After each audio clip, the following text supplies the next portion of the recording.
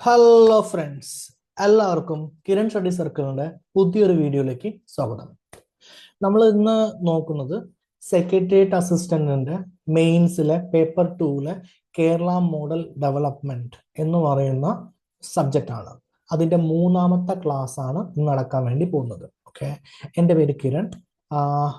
ഈ ഈ ക്ലാസിന്റെ PDF-ഉം ഡിഗ്രിയുമായി ബന്ധപ്പെട്ടിട്ടുള്ള മറ്റു കാര്യങ്ങളെല്ലാം കിട്ടാൻ വേണ്ടിയിട്ട് ടെലഗ്രാമിൽ @കിരൺ സ്റ്റഡി സർക്കിൾ 123 എന്ന് പറയുന്ന ഒരു ചാനലുണ്ട്. ആ ചാനൽ നിങ്ങൾക്ക് ജോയിൻ ചെയ്യാവുന്നതാണ്. Okay, fine. അപ്പൊ ഇതാണ് കേരള മോഡൽ ഡെവലപ്മെന്റ് മൊഡ്യൂൾ. 15 മാർക്കാണ് ഉള്ളത്. ഓക്കെ, നമ്മൾ ഇത് 3ാമത്തെ ക്ലാസ് ആണ്. അപ്പൊ നമ്മുടെ ഫസ്റ്റ് ക്ലാസ്സിൽ നമ്മൾ കേരള മോഡൽ ഡെവലപ്മെന്റ് എന്താണെന്നുള്ളത് പഠിച്ചായിരുന്നു. ഓക്കെ, സെക്കൻഡ് ക്ലാസ്സിൽ ഇവല്യൂഷൻ എന്താണെന്ന് പഠിച്ചായിരുന്നു. ഇന്ന് നമ്മൾ പഠിക്കാൻ പോകുന്ന ഭാഗമാണ് കേരള മോഡൽ ഡെവലപ്മെന്റിന്റെ സിഗ്നിഫിക്കൻസും ഫീച്ചേഴ്സും. ഓക്കെ, ഇതാണ് ഇതിലെ ഏറ്റവും ലെങ്തി ആയിട്ടുള്ള പാർട്ട് എന്ന് പറയുന്നത്. ഇതിന്റെ ബാക്കിയായിട്ടുള്ള അതായത് കേരള മോഡൽ ഡെവലപ്മെന്റ് എന്ന് പറഞ്ഞു കഴിഞ്ഞാൽ എഡ്യൂക്കേഷൻ, ഹെൽത്ത്, ഇതിലെല്ലാം കേരളം എങ്ങനെ ഡെവലപ്പ് ചെയ്തു, ലോ പെർ ക്യാപിറ്റൽ ഇൻകത്തിൽ കേരളം എങ്ങനെ ഡെവലപ്പ് ചെയ്തു എന്നുള്ള ഒരു സ്റ്റോറിയാണ്. ആ സ്റ്റോറി പാർട്ടാണ് ഈ ആദ്യത്തെ 4 ടോപ്പിക്കുകളിൽ വരുന്നത്. ഇതാണ് നമ്മൾ ഇന്ന് തീർക്കാൻ വേണ്ടി പോകുന്നത്. അതിനുശേഷം നമുക്ക് അറിയേണ്ടത് സ്റ്റാറ്റിസ്റ്റിക്സ് ആണ്. അതായത് അതിന്റെ ഫലമായിട്ട് കേരളം അഡൽട്ട് ലിറ്ററസിയിൽ എവിടെ എത്തി, ലൈഫ് എക്സ്പെക്ടൻസി നമ്മൾ എങ്ങനെയാണ് ഇൻക്രീസ് ചെയ്തത്, ഇൻഫന്റ് മോർട്ടാലിറ്റി റേറ്റ് നമ്മളവിടെ കുറവാണ്. ഓക്കെ, എങ്കിൽ അതിന്റെ കാര്യം എന്താണ്, ബർത്ത് റേറ്റ് നമ്മളവിടെ കുറവാണ് എങ്കിൽ അതിന്റെ കാര്യം എന്താണ്, അതിന്റെ റീസൺസ് എന്താണ്, ഓക്കെ, അതുമായി ബന്ധപ്പെട്ട ചലഞ്ചസ് എന്താണ്, അൺഎംപ്ലോയ്മെന്റും പോവർട്ടിയും ഇൻഇക്വാലിറ്റിയും. ഓക്കെ, പിന്നെ വുമണുമായി ബന്ധപ്പെട്ടിട്ടുള്ള gender gap, woman empowerment programs. Okay, പിന്നെ ഏജിങ്ങും കേരള നോളജ് എക്കണോമിയും സ്റ്റാർട്ടപ്പും ബ്രെയിൻ ഡ്രെയിനും സെപ്പറേറ്റ് ആയിട്ടുള്ള ഒരു വിഭാഗം. അതായത് knowledge economy, startup, brain drain separate ആയിട്ട് കറന്റ്ലി കേരളം നേരിടുന്ന പ്രോബ്ലം. സ്ത്രീകൾക്ക് വേണ്ടിയിട്ട് ജെൻഡർ ഗ്യാപ്പും വുമൺ എംപവർമെന്റ് പ്രോഗ്രാംസും. കേരള മോഡൽ കഴിഞ്ഞ 2 ക്ലാസ് കണ്ട് എല്ലാവർക്കും അറിയാം. അൺഎംപ്ലോയ്മെന്റ് എന്ന് വെച്ച് കഴിഞ്ഞാൽ അത് പ്രധാനമായിട്ടും കേരളത്തിൽ സ്ത്രീകളുമായി ബന്ധപ്പെട്ടതാണ്. പുതിയ കാലഘട്ടത്തിലുള്ള അൺഎംപ്ലോയ്മെന്റ് എന്ന് പറയുന്നത് എന്താണ് എന്നുള്ള കാര്യങ്ങൾ പഠിക്കണം. അപ്പോ ബേസ് ആയിട്ട് നിങ്ങൾ പഠിക്കേണ്ടത് ഈ 1, 2, 3, 4. ഓക്കെ, ഇതിനു വേണ്ടി നമ്മുടെ അടുത്ത് 3 ക്ലാസ് ഉണ്ട്. ഈ 3 ക്ലാസ് കഴിഞ്ഞ ശേഷം അതിന്റെ ആപ്ലിക്കേഷൻസ് ആണ് നമ്മൾ adult literacy, life expectancy, infant mortality, birth rate, reason, challenges, unemployment, poverty, inequality, gender gap, ageing, woman empowerment programmes. ഇതെല്ലാം ഇതിന്റെ ഇഫക്റ്റ് ഉള്ളതാണ്. ഓക്കെ, കറന്റ്ലി എന്താണ് ഇഫക്റ്റ് എന്ന് ചോദിച്ചു കഴിഞ്ഞാൽ knowledge economy, startup and brain drain. ഇതോടുകൂടി നമ്മുടെ ഈ ഭാഗം എന്ത് ചെയ്യുന്നതായിരിക്കും, തീരുന്നതായിരിക്കും. ഓക്കെ, ഇതിന്റെ സോഴ്സ് എന്ന് പറയുന്നത് economic survey of Kerala, planning commission report Kerala, Niti ആയോഗിന്റെ റിപ്പോർട്ട്സ്, സെൻട്രൽ ഗവൺമെന്റ് എക്കണോമിക് സർവേ കേരളത്തുമായി ബന്ധപ്പെട്ട എന്തെങ്കിലും മെൻഷൻ ചെയ്തിട്ടുണ്ടെങ്കിൽ. ഓക്കെ, പുതുതായിട്ട് ആരെങ്കിലും കാണുന്നുണ്ടെങ്കിൽ എന്തുകൊണ്ട് അത് സോഴ്സ് എടുത്തെന്ന് അറിയാൻ വേണ്ടിയിട്ട്. ഓക്കെ, നമ്മൾ സെക്രട്ടറി അസിസ്റ്റൻസിന് KPSM സ്ട്രാറ്റജി എന്ന് പറഞ്ഞിട്ടൊരു സ്ട്രാറ്റജി നമ്മൾ ഓൾറെഡി ചാനലിൽ ഇട്ടിട്ടുണ്ട്. അതായത് യൂട്യൂബ് ചാനലിൽ നിങ്ങൾക്കത് നോക്കാവുന്നതാണ്. അതിൽ നമ്മൾ സോഴ്സ് എടുത്തതും എന്തുകൊണ്ടാണ് ഈ സോഴ്സ് എടുത്തിരിക്കുന്നത് എന്ത് ചെയ്യാൻ പറ്റും കൃത്യമായിട്ട് എക്സ്പ്ലെയിൻ ചെയ്തിട്ടുണ്ട്. Okay, so Telegram channel @Kiran study circle 123. എനിക്ക് പ്രത്യേകമായിട്ട് പറയാനുള്ളത് ഇത് 3ാമത്തെ ക്ലാസ് ആണ്. അപ്പൊ ഒരു സ്റ്റോറി പോലെയാണ് പഠിക്കുന്നുള്ളത് ഇപ്പൊ നിങ്ങൾക്ക് മനസ്സിലായിട്ടുണ്ടാവും. അതുകൊണ്ട് കഴിഞ്ഞ 2 ക്ലാസ് നല്ലപോലെ കണ്ടതിന് ശേഷം മാത്രമായിരിക്കണം ഈ 3ാമത്തെ ക്ലാസ്സിലോട്ട് വരേണ്ടത്. ഓക്കെ അല്ലേ? സോ അതിൽ യൂട്യൂബ് ചാനലിൽ പ്ലേലിസ്റ്റിൽ കേരള മോഡൽ ഡെവലപ്മെന്റ് എന്ന് പറഞ്ഞിട്ട് സെപ്പറേറ്റ് ആയിട്ട് പ്ലേലിസ്റ്റ് കൊടുത്തിട്ടുണ്ട്. അതിൽ നിങ്ങൾക്ക് നോക്കാവുന്നതാണ്. ഓക്കെ, സോ ഇന്നത്തെ ടോപ്പിക് എന്ന് പറയുന്നത് സിഗ്നിഫിക്കൻസ് ആൻഡ് ഫീച്ചേഴ്സ് എന്ന് പറയുന്ന ഭാഗമാണ് നമ്മൾ എടുക്കാൻ വേണ്ടി പോകുന്നത്. ഒന്നുകൂടി ഇവിടെ. ഓക്കെ, സിഗ്നിഫിക്കൻസ് ആൻഡ് ഫീച്ചേഴ്സ് എന്ന് പറയുന്ന ഭാഗമാണ് എടുക്കാൻ വേണ്ടി പോകുന്നത്. ഇത്രയും കാര്യം ഓക്കെ അല്ലേ? ഓക്കെ, ഇത്രയും കാര്യം ഓക്കെ ആണെങ്കിൽ നമുക്ക് ഇന്നത്തെ ക്ലാസ്സിലേക്ക് എന്ത് ചെയ്യാം, സ്റ്റാർട്ട് ചെയ്യാം. അപ്പൊ കേരള മോഡൽ ഡെവലപ്മെന്റ് എന്താണെന്നുള്ളതിനെ കുറിച്ച് നിങ്ങൾക്ക് കൃത്യമായിട്ടൊരു അറിവ് കഴിഞ്ഞ 2 ക്ലാസ് കൊണ്ട് ലഭിച്ചിട്ടുണ്ടാവും. അത് നമുക്ക് എന്ത് ചെയ്യാം, ആക്ച്വലി ഒന്ന് മനസ്സിലാക്കാം. അതന്നെ അതിന്റെ ബേസിക് ആയ ഫീച്ചേഴ്സും കഴിഞ്ഞ 2 ക്ലാസ് കൃത്യമായി കണ്ടവർക്ക് ഇതിന്റെ ഫീച്ചേഴ്സും ഇതിന്റെ സിഗ്നിഫിക്കൻസും മനസ്സിലാക്കാൻ ഉണ്ടാവില്ല, ബുദ്ധിമുട്ടുണ്ടാവില്ല. ഇനി ആദ്യമായി കാണുന്നവരാണെങ്കിലും ഇത് കണ്ടതിന് ശേഷം എന്ത് ചെയ്യേണ്ടത്, ഇതിലോട്ട് വരേണ്ടത്. ഓക്കെ, അപ്പൊ നമുക്കൊരു റിവിഷൻ മോഡൽ നമുക്ക് എന്ത് ചെയ്യാം, ആദ്യം സ്റ്റാർട്ട് ചെയ്യാം. ഓക്കെ, സ്റ്റാർട്ട് ചെയ്യാൻ പോകുന്ന ഭാഗം എന്ന് പറയുന്നത് എന്താണ് കേരള മോഡൽ ഡെവലപ്മെന്റ് എന്ന് പറയുന്നത്. കേരള മോഡൽ ഡെവലപ്മെന്റ് എന്ന് വെച്ച് കഴിഞ്ഞാൽ രണ്ട് വാക്കാണ് നിങ്ങളുടെ കയ്യിൽ പഠിക്കാനുള്ളത്. ഒരു വാക്കിന്റെ പേര് ഹൈ ഹ്യൂമൻ ഡെവലപ്മെന്റ്. കേരളം എന്ന് വെച്ച് കഴിഞ്ഞാൽ ഉടനെ നിങ്ങളുടെ മനസ്സിലേക്ക് വരുന്ന കാര്യങ്ങൾ എന്തൊക്കെയാ? ഓക്കെ, എഡ്യൂക്കേഷൻ നമ്മൾ എന്താണ്? ഫസ്റ്റ് ആണ്. അതേപോലെ ഹെൽത്തിൽ നമ്മൾ എന്താണ്? ഫസ്റ്റ് ആണ്. ബേസിക്കലി പറയുകയാണെങ്കിൽ ഒരു മനുഷ്യന് വേണ്ട അടിസ്ഥാന ആവശ്യങ്ങളിൽ അതിന്റെ പേരാണ് ഹ്യൂമൻ ഡെവലപ്മെന്റ് എന്ന് പറയുന്നത്. ആ ഹ്യൂമൻ ഡെവലപ്മെന്റ് നമ്മൾ എന്താണ് ആക്ച്വലി ഫസ്റ്റ് ആണ് ഇന്ത്യയിൽ തന്നെ.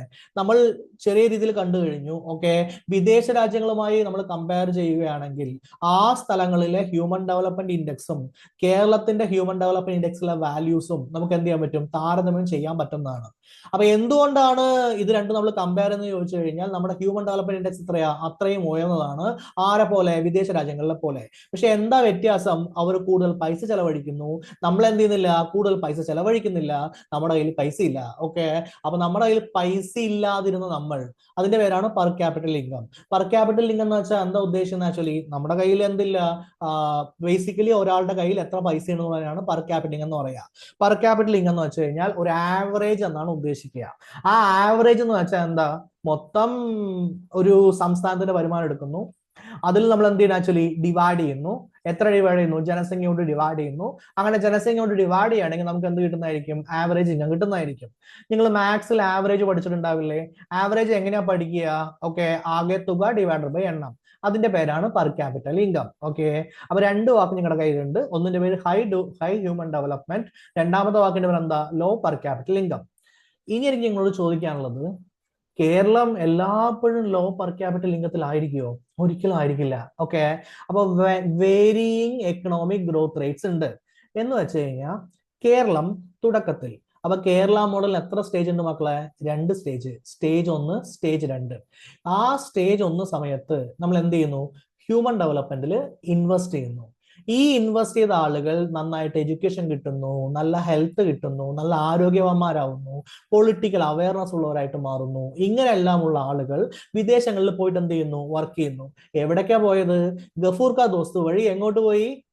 ഗൾഫിലോട്ട് പോയി. അങ്ങനെ വർക്ക് ചെയ്തതിനു ശേഷം അവരിങ്ങോട്ട് പൈസ അയച്ചു. ഓക്കെ, ആ പൈസ കാരണമാണ് ഇവിടെ എന്തുണ്ടായത്? ഡെവലപ്മെന്റ് ഉണ്ടായത്. അപ്പൊ എക്കണോമിക് ഗ്രോത്ത് ഡെവലപ്പ് ചെയ്യില്ലേ? ഡെവലപ്പ് ചെയ്യും. എപ്പോഴാ ഡെവലപ്പ് ചെയ്യുക? സ്റ്റേജ് 2. ഓക്കെ, ഇത്രയും കാര്യം ഓക്കെ ആണല്ലോ. അപ്പൊ ഒരു 1960 മുതൽ 1987 വരെ എന്തായിരിക്കും? സ്റ്റേജ് 1. 1987 മുതൽ 2020 വരെ എന്തായിരിക്കും? സ്റ്റേജ് 2. എന്തുകൊണ്ടാണ് ഈ 2020ക്ക് ശേഷം നമ്മൾ പുതിയൊരു സ്റ്റേജിലേക്ക് പോകുന്നത്, അല്ലെങ്കിൽ ഡിഫറൻസിയേഷൻ വരുന്നത്? 2 കാര്യം ഉണ്ടായിരുന്നു. ഒന്നിന്റെ പേരെന്താ? പ്രളയം 2018. ഒന്നിന്റെ പേരെന്താ? കൊറോണ 2019. ഓക്കെ, 2019 വന്നെങ്കിലും അതിന്റെ ഇഫക്റ്റ് എന്തായിരുന്നു? 2020. ഈ കാര്യങ്ങളൊക്കെയാണ് നമ്മൾ ഇന്നത്തെ ക്ലാസ്സിൽ എന്ത് ചെയ്യാൻ പോകുന്നത്? പഠിക്കാൻ വേണ്ടി പോകുന്നത്. ഇത്രയും കാര്യം ഓക്കെ അല്ലേ? ഇത്രയും കാര്യം ഓക്കെ ആണെങ്കിൽ ആദ്യത്തെ സംഭവം എന്താ? കേരള മോഡൽ ഡെവലപ്മെന്റ് എന്ന് വെച്ച് കഴിഞ്ഞാൽ അവിടെ ഹൈ ഹ്യൂമൻ ഡെവലപ്മെന്റ് ഉണ്ട്, സത്യമാണ്. ഓക്കെ, അതോടൊപ്പം അവിടെ എന്തുണ്ട്? ആക്ച്വലി വേരിയിങ് എക്കണോമിക് ഗ്രോത്തും ഉണ്ട്. എന്ന് വെച്ചാൽ ആ തുടക്കത്തിൽ ആദ്യം നമ്മൾ എങ്ങനെയായിരിക്കും? നമ്മുടെ എക്കണോമിക് ഗ്രോത്ത് ഡൗൺ ആയിരിക്കും.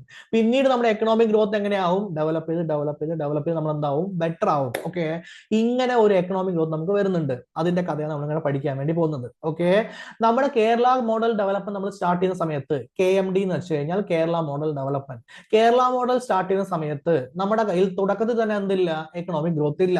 ഓക്കെ, ആദ്യം നമ്മൾ എന്ത് ചെയ്യുന്നില്ല? വളർന്നു വന്ന വളരെ എക്കണോമിക്കലി ഡെവലപ്പ് ആയിട്ടുള്ള ഒരു സംസ്ഥാനമായിട്ട് മാറുന്നില്ല. നമ്മൾ ആദ്യം എന്ത് ചെയ്യുന്നു? മനുഷ്യന്മാരിൽ ഇൻവെസ്റ്റ് ചെയ്യുന്നു.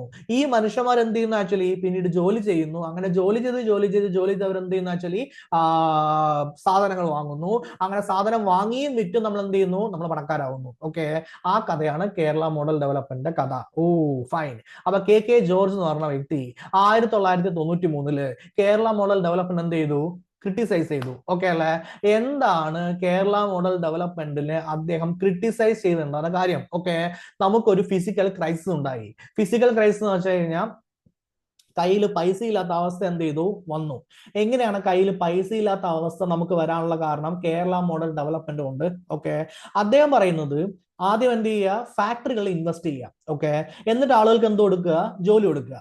അപ്പോ നമ്മുടെ കേരള മോഡൽ ഡെവലപ്മെന്റ് ഉണ്ടാക്കിയ ഗവൺമെന്റ്സ് എല്ലാം പറഞ്ഞത്, മക്കളെ മോനെ KK ജോർജ്, ഓക്കെ, ആദ്യം ഫാക്ടറി ഇൻവെസ്റ്റ് ചെയ്യാൻ എന്ത് വേണം? കയ്യിൽ പൈസ വേണം. നമ്മുടെ തുടക്കകാലത്ത് എന്തില്ല? പൈസ ഇല്ല. അപ്പൊ നമുക്ക് 2 ഓപ്ഷൻ ഉണ്ട്. ഒന്നെങ്കിൽ ഫാക്ടറികൾ ഇൻവെസ്റ്റ് ചെയ്തിട്ട് എന്ത് ചെയ്യാവുന്നതാണ്? എന്താ കുറച്ച് ജനങ്ങൾക്ക് എന്ത് കൊടുക്കാവുന്നതാണ്, ബെനിഫിറ്റ് കൊടുക്കാവുന്നതാണ്. അല്ലെങ്കിൽ നമുക്ക് ജനങ്ങളുടെ പുറത്ത് ഇൻവെസ്റ്റ് ചെയ്യാം. ജനങ്ങളുടെ പുറത്ത് ഇൻവെസ്റ്റ് ചെയ്തതിനു ശേഷം അവർ നമുക്ക് എന്ത് ചെയ്യുന്നതായിരിക്കും, അത് തിരിച്ചു തരുന്നതായിരിക്കും. നമ്മുടെ ഗവൺമെന്റ് ചൂസ് ചെയ്തത് ഏതാണ്, സെക്കൻഡ് ഓപ്ഷൻ ആണ്. പക്ഷെ കെ ജോർജ് പറഞ്ഞ എന്താ, നിങ്ങളിത് ചെയ്തോളൂ. ചെയ്യുന്നതോടൊപ്പം എന്ത് ചെയ്യണം, ഇവിടെ ഫാക്ടുകൾ സ്റ്റാർട്ട് ചെയ്തേ പറ്റുള്ളൂ. ആദ്യം നമ്മൾ ചെയ്യുമ്പോൾ ശരി, ലോ പെർ ക്യാപിറ്റൽ ഇൻകം നമ്മൾ എന്ത് ചെയ്തില്ല, ഫാക്ടറികൾ സ്റ്റാർട്ട് ചെയ്തില്ല, ഞാൻ സമ്മതിച്ചു. പക്ഷെ പിന്നീട് ഫാക്ടറി സ്റ്റാർട്ട് ചെയ്യണ്ടേ, അല്ലെങ്കിൽ എന്തെങ്കിലും ബിസിനസ് സ്റ്റാർട്ട് ചെയ്യണ്ടേ? എല്ലാപ്പോഴും ഗഫൂർ ഖാ ദോസ്തും ഗൾഫും US അങ്ങനെ പറഞ്ഞിരിക്കാൻ പറ്റില്ലല്ലോ. കേരളത്തിൽ എവിടെ ജോലി? കേരളത്തിൽ കിട്ടുന്ന ജോലിയുള്ള ആളുകൾ എങ്ങോട്ട് പോകുന്നു? ചെന്നൈ, മുംബൈ, ഡൽഹി അങ്ങനെയൊക്കെ പോയിട്ട് ജോലി ചെയ്യുന്നു. ലോകത്ത് എല്ലായിടത്തും മലയാളികളുണ്ട്, സമ്മതിച്ചു, ഓക്കെ. പക്ഷെ ഒരാൾക്ക് കേരളത്തിൽ നിൽക്കാൻ വേണ്ടി ആഗ്രഹം തോന്നി, അവരെന്ത് ചെയ്തു, അവർ കേരളത്തിൽ പഠിച്ചു, കേരളത്തിൽ തന്നെ ജോലി ഇടണമെന്ന് ആഗ്രഹം തോന്നി. ജോലി എന്താണ്, കുറവാണ്.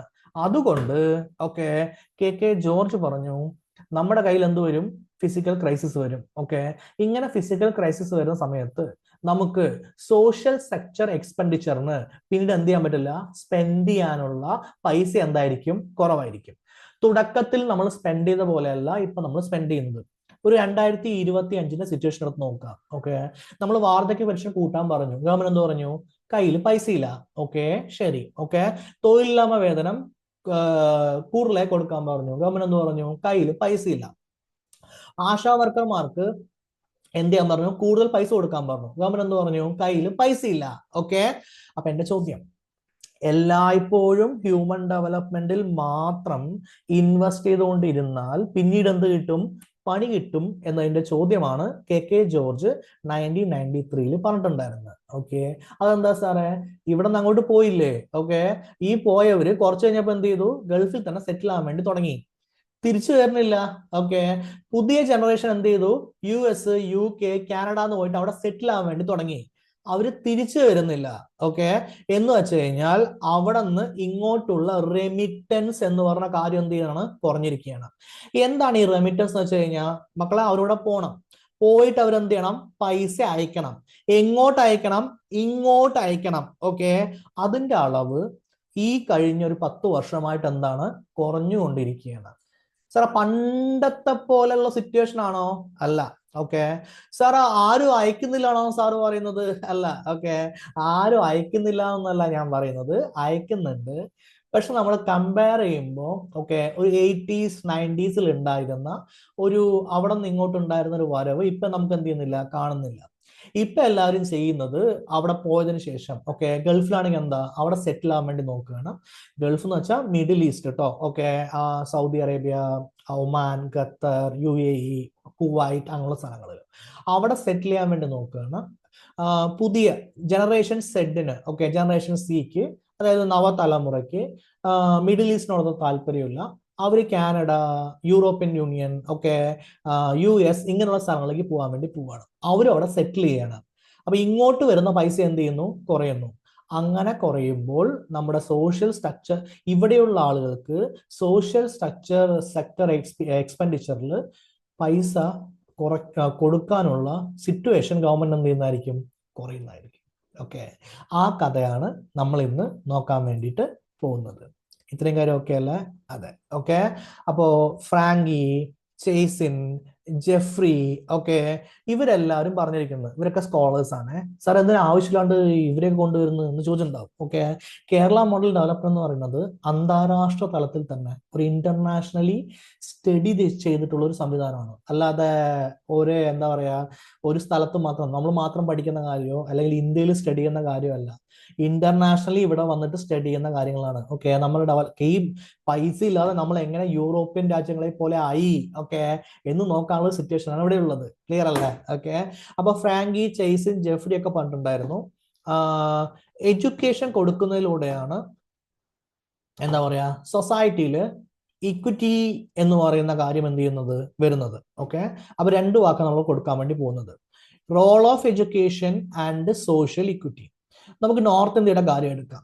എല്ലാ ആളുകളും ഒരേപോലെ ഒരു തുല്യരായിട്ടുള്ളതോ, അല്ലെങ്കിൽ എന്താ, കർണാടക എടുത്തോ. ഓക്കെ, ബാംഗ്ലൂർ പോലെയാണോ ബാക്കി എല്ലാ, കർണാടകയിലെ ബാക്കി എല്ലാ സ്ഥലവും വികസിച്ചിരിക്കുന്നത്? തമിഴ്നാട് എടുത്തോ, ചെന്നൈ പോലെയാണോ തമിഴ്നാട്ടിലെ ബാക്കി എല്ലാ സ്ഥലവും വികസിച്ചിരിക്കുന്നത്? ഓക്കെ, എന്ന് വെച്ചാൽ ക്യാപിറ്റൽ ബേസ്ഡ് ആയിട്ടുള്ള, അതായത് ഏതാണോ ആ സംസ്ഥാനത്തിന്റെ ക്യാപിറ്റൽ തലസ്ഥാനം, അവിടെ ബേസ്ഡ് ആയിട്ടുള്ള ഒരു ഡെവലപ്മെന്റ് ആയിരിക്കും അവിടെ നടന്നുണ്ടാവുക. ഓക്കെ, പിന്നെ അവിടുത്തെ സൊസൈറ്റികളിൽ എന്താ പറയാ ഡിഫറൻസസ്, അതായത് ഒരു പണക്കാരനും പാവപ്പെട്ടവനും തമ്മിലുള്ള ഡിഫറൻസ് എന്തായിരിക്കും? വളരെ കൂടുതലായിരിക്കും. നമ്മുടെ ഇവിടെ വരുമ്പോൾ ആ ഡിഫറൻസ് നമ്മൾ എന്ത് ചെയ്യാൻ നോക്കിയിട്ടുണ്ട്? കുറയ്ക്കാൻ വേണ്ടി നോക്കിയിട്ടുണ്ട്. ഓക്കെ, നമ്മുടെ അവിടെ പാവപ്പെട്ടവരില്ല എന്നോ നമ്മുടെ അവിടെ പണക്കാരില്ല എന്നോ ഒന്നുമല്ല നമ്മൾ പറയുന്നത്. ആ രണ്ടും തമ്മിലുള്ള ഡിഫറൻസ് നമുക്ക് എന്ത് ചെയ്യാൻ നോക്കിയിട്ടുണ്ട്? കുറയ്ക്കാൻ വേണ്ടി നോക്കിയിട്ടുണ്ട്. ഓക്കെ, അത് നമ്മൾ ഒരു പരിധി വരെ എന്ത് ചെയ്തിട്ടുണ്ട്? വിജയിച്ചിട്ടുണ്ട്. തിരുവനന്തപുരം മാത്രമേ എന്താ ടോപ്പായിട്ട് ഡെവലപ്പ് ആവുകയും ബാക്കി എല്ലാ സ്ഥലങ്ങളും ഡെവലപ്പ് ആവാതിരിക്കുകയും അങ്ങനെ ഒരു സിറ്റുവേഷൻ കേരളത്തിൽ ഇല്ല. ഇതൊരു പ്രത്യേക സിറ്റുവേഷൻ ആണ്. ഓക്കെ, നിങ്ങൾ കമ്പനിയിൽ വർക്ക് ചെയ്യുന്ന ആളുകളാണെങ്കിൽ, അല്ലെങ്കിൽ സ്റ്റഡി നടത്തുന്ന ആളുകളാണെങ്കിൽ, അല്ലെങ്കിൽ MSW പഠിച്ചിട്ടുള്ള ആളുകളാണെങ്കിൽ, MBA പഠിച്ചിട്ടുള്ള ആളുകളാണെങ്കിൽ, ഓക്കെ അല്ലെ, ഇങ്ങനെയെല്ലാം ചെയ്യുമ്പോൾ അനാലിസിസ് ചെയ്യുമ്പോൾ നിങ്ങൾക്ക് അറിയാവുന്ന കാര്യമാണ് കേരളത്തിന്റെ ഡെവലപ്മെന്റിൽ സിറ്റി, ടൗൺ, വില്ലേജസ്, ഓക്കെ, ഇങ്ങനെ ഒരു പ്രോപ്പർ ഡിഫറൻസിയേഷൻ നമുക്ക് അങ്ങനെ കാണാൻ വേണ്ടി പറ്റില്ല. ഓക്കെ, ഒരു ടൗൺ ഏരിയ ഡെവലപ്മെന്റ് ആണ് ഏകദേശം എല്ലാ സ്ഥലങ്ങളും ഉണ്ടാവുക.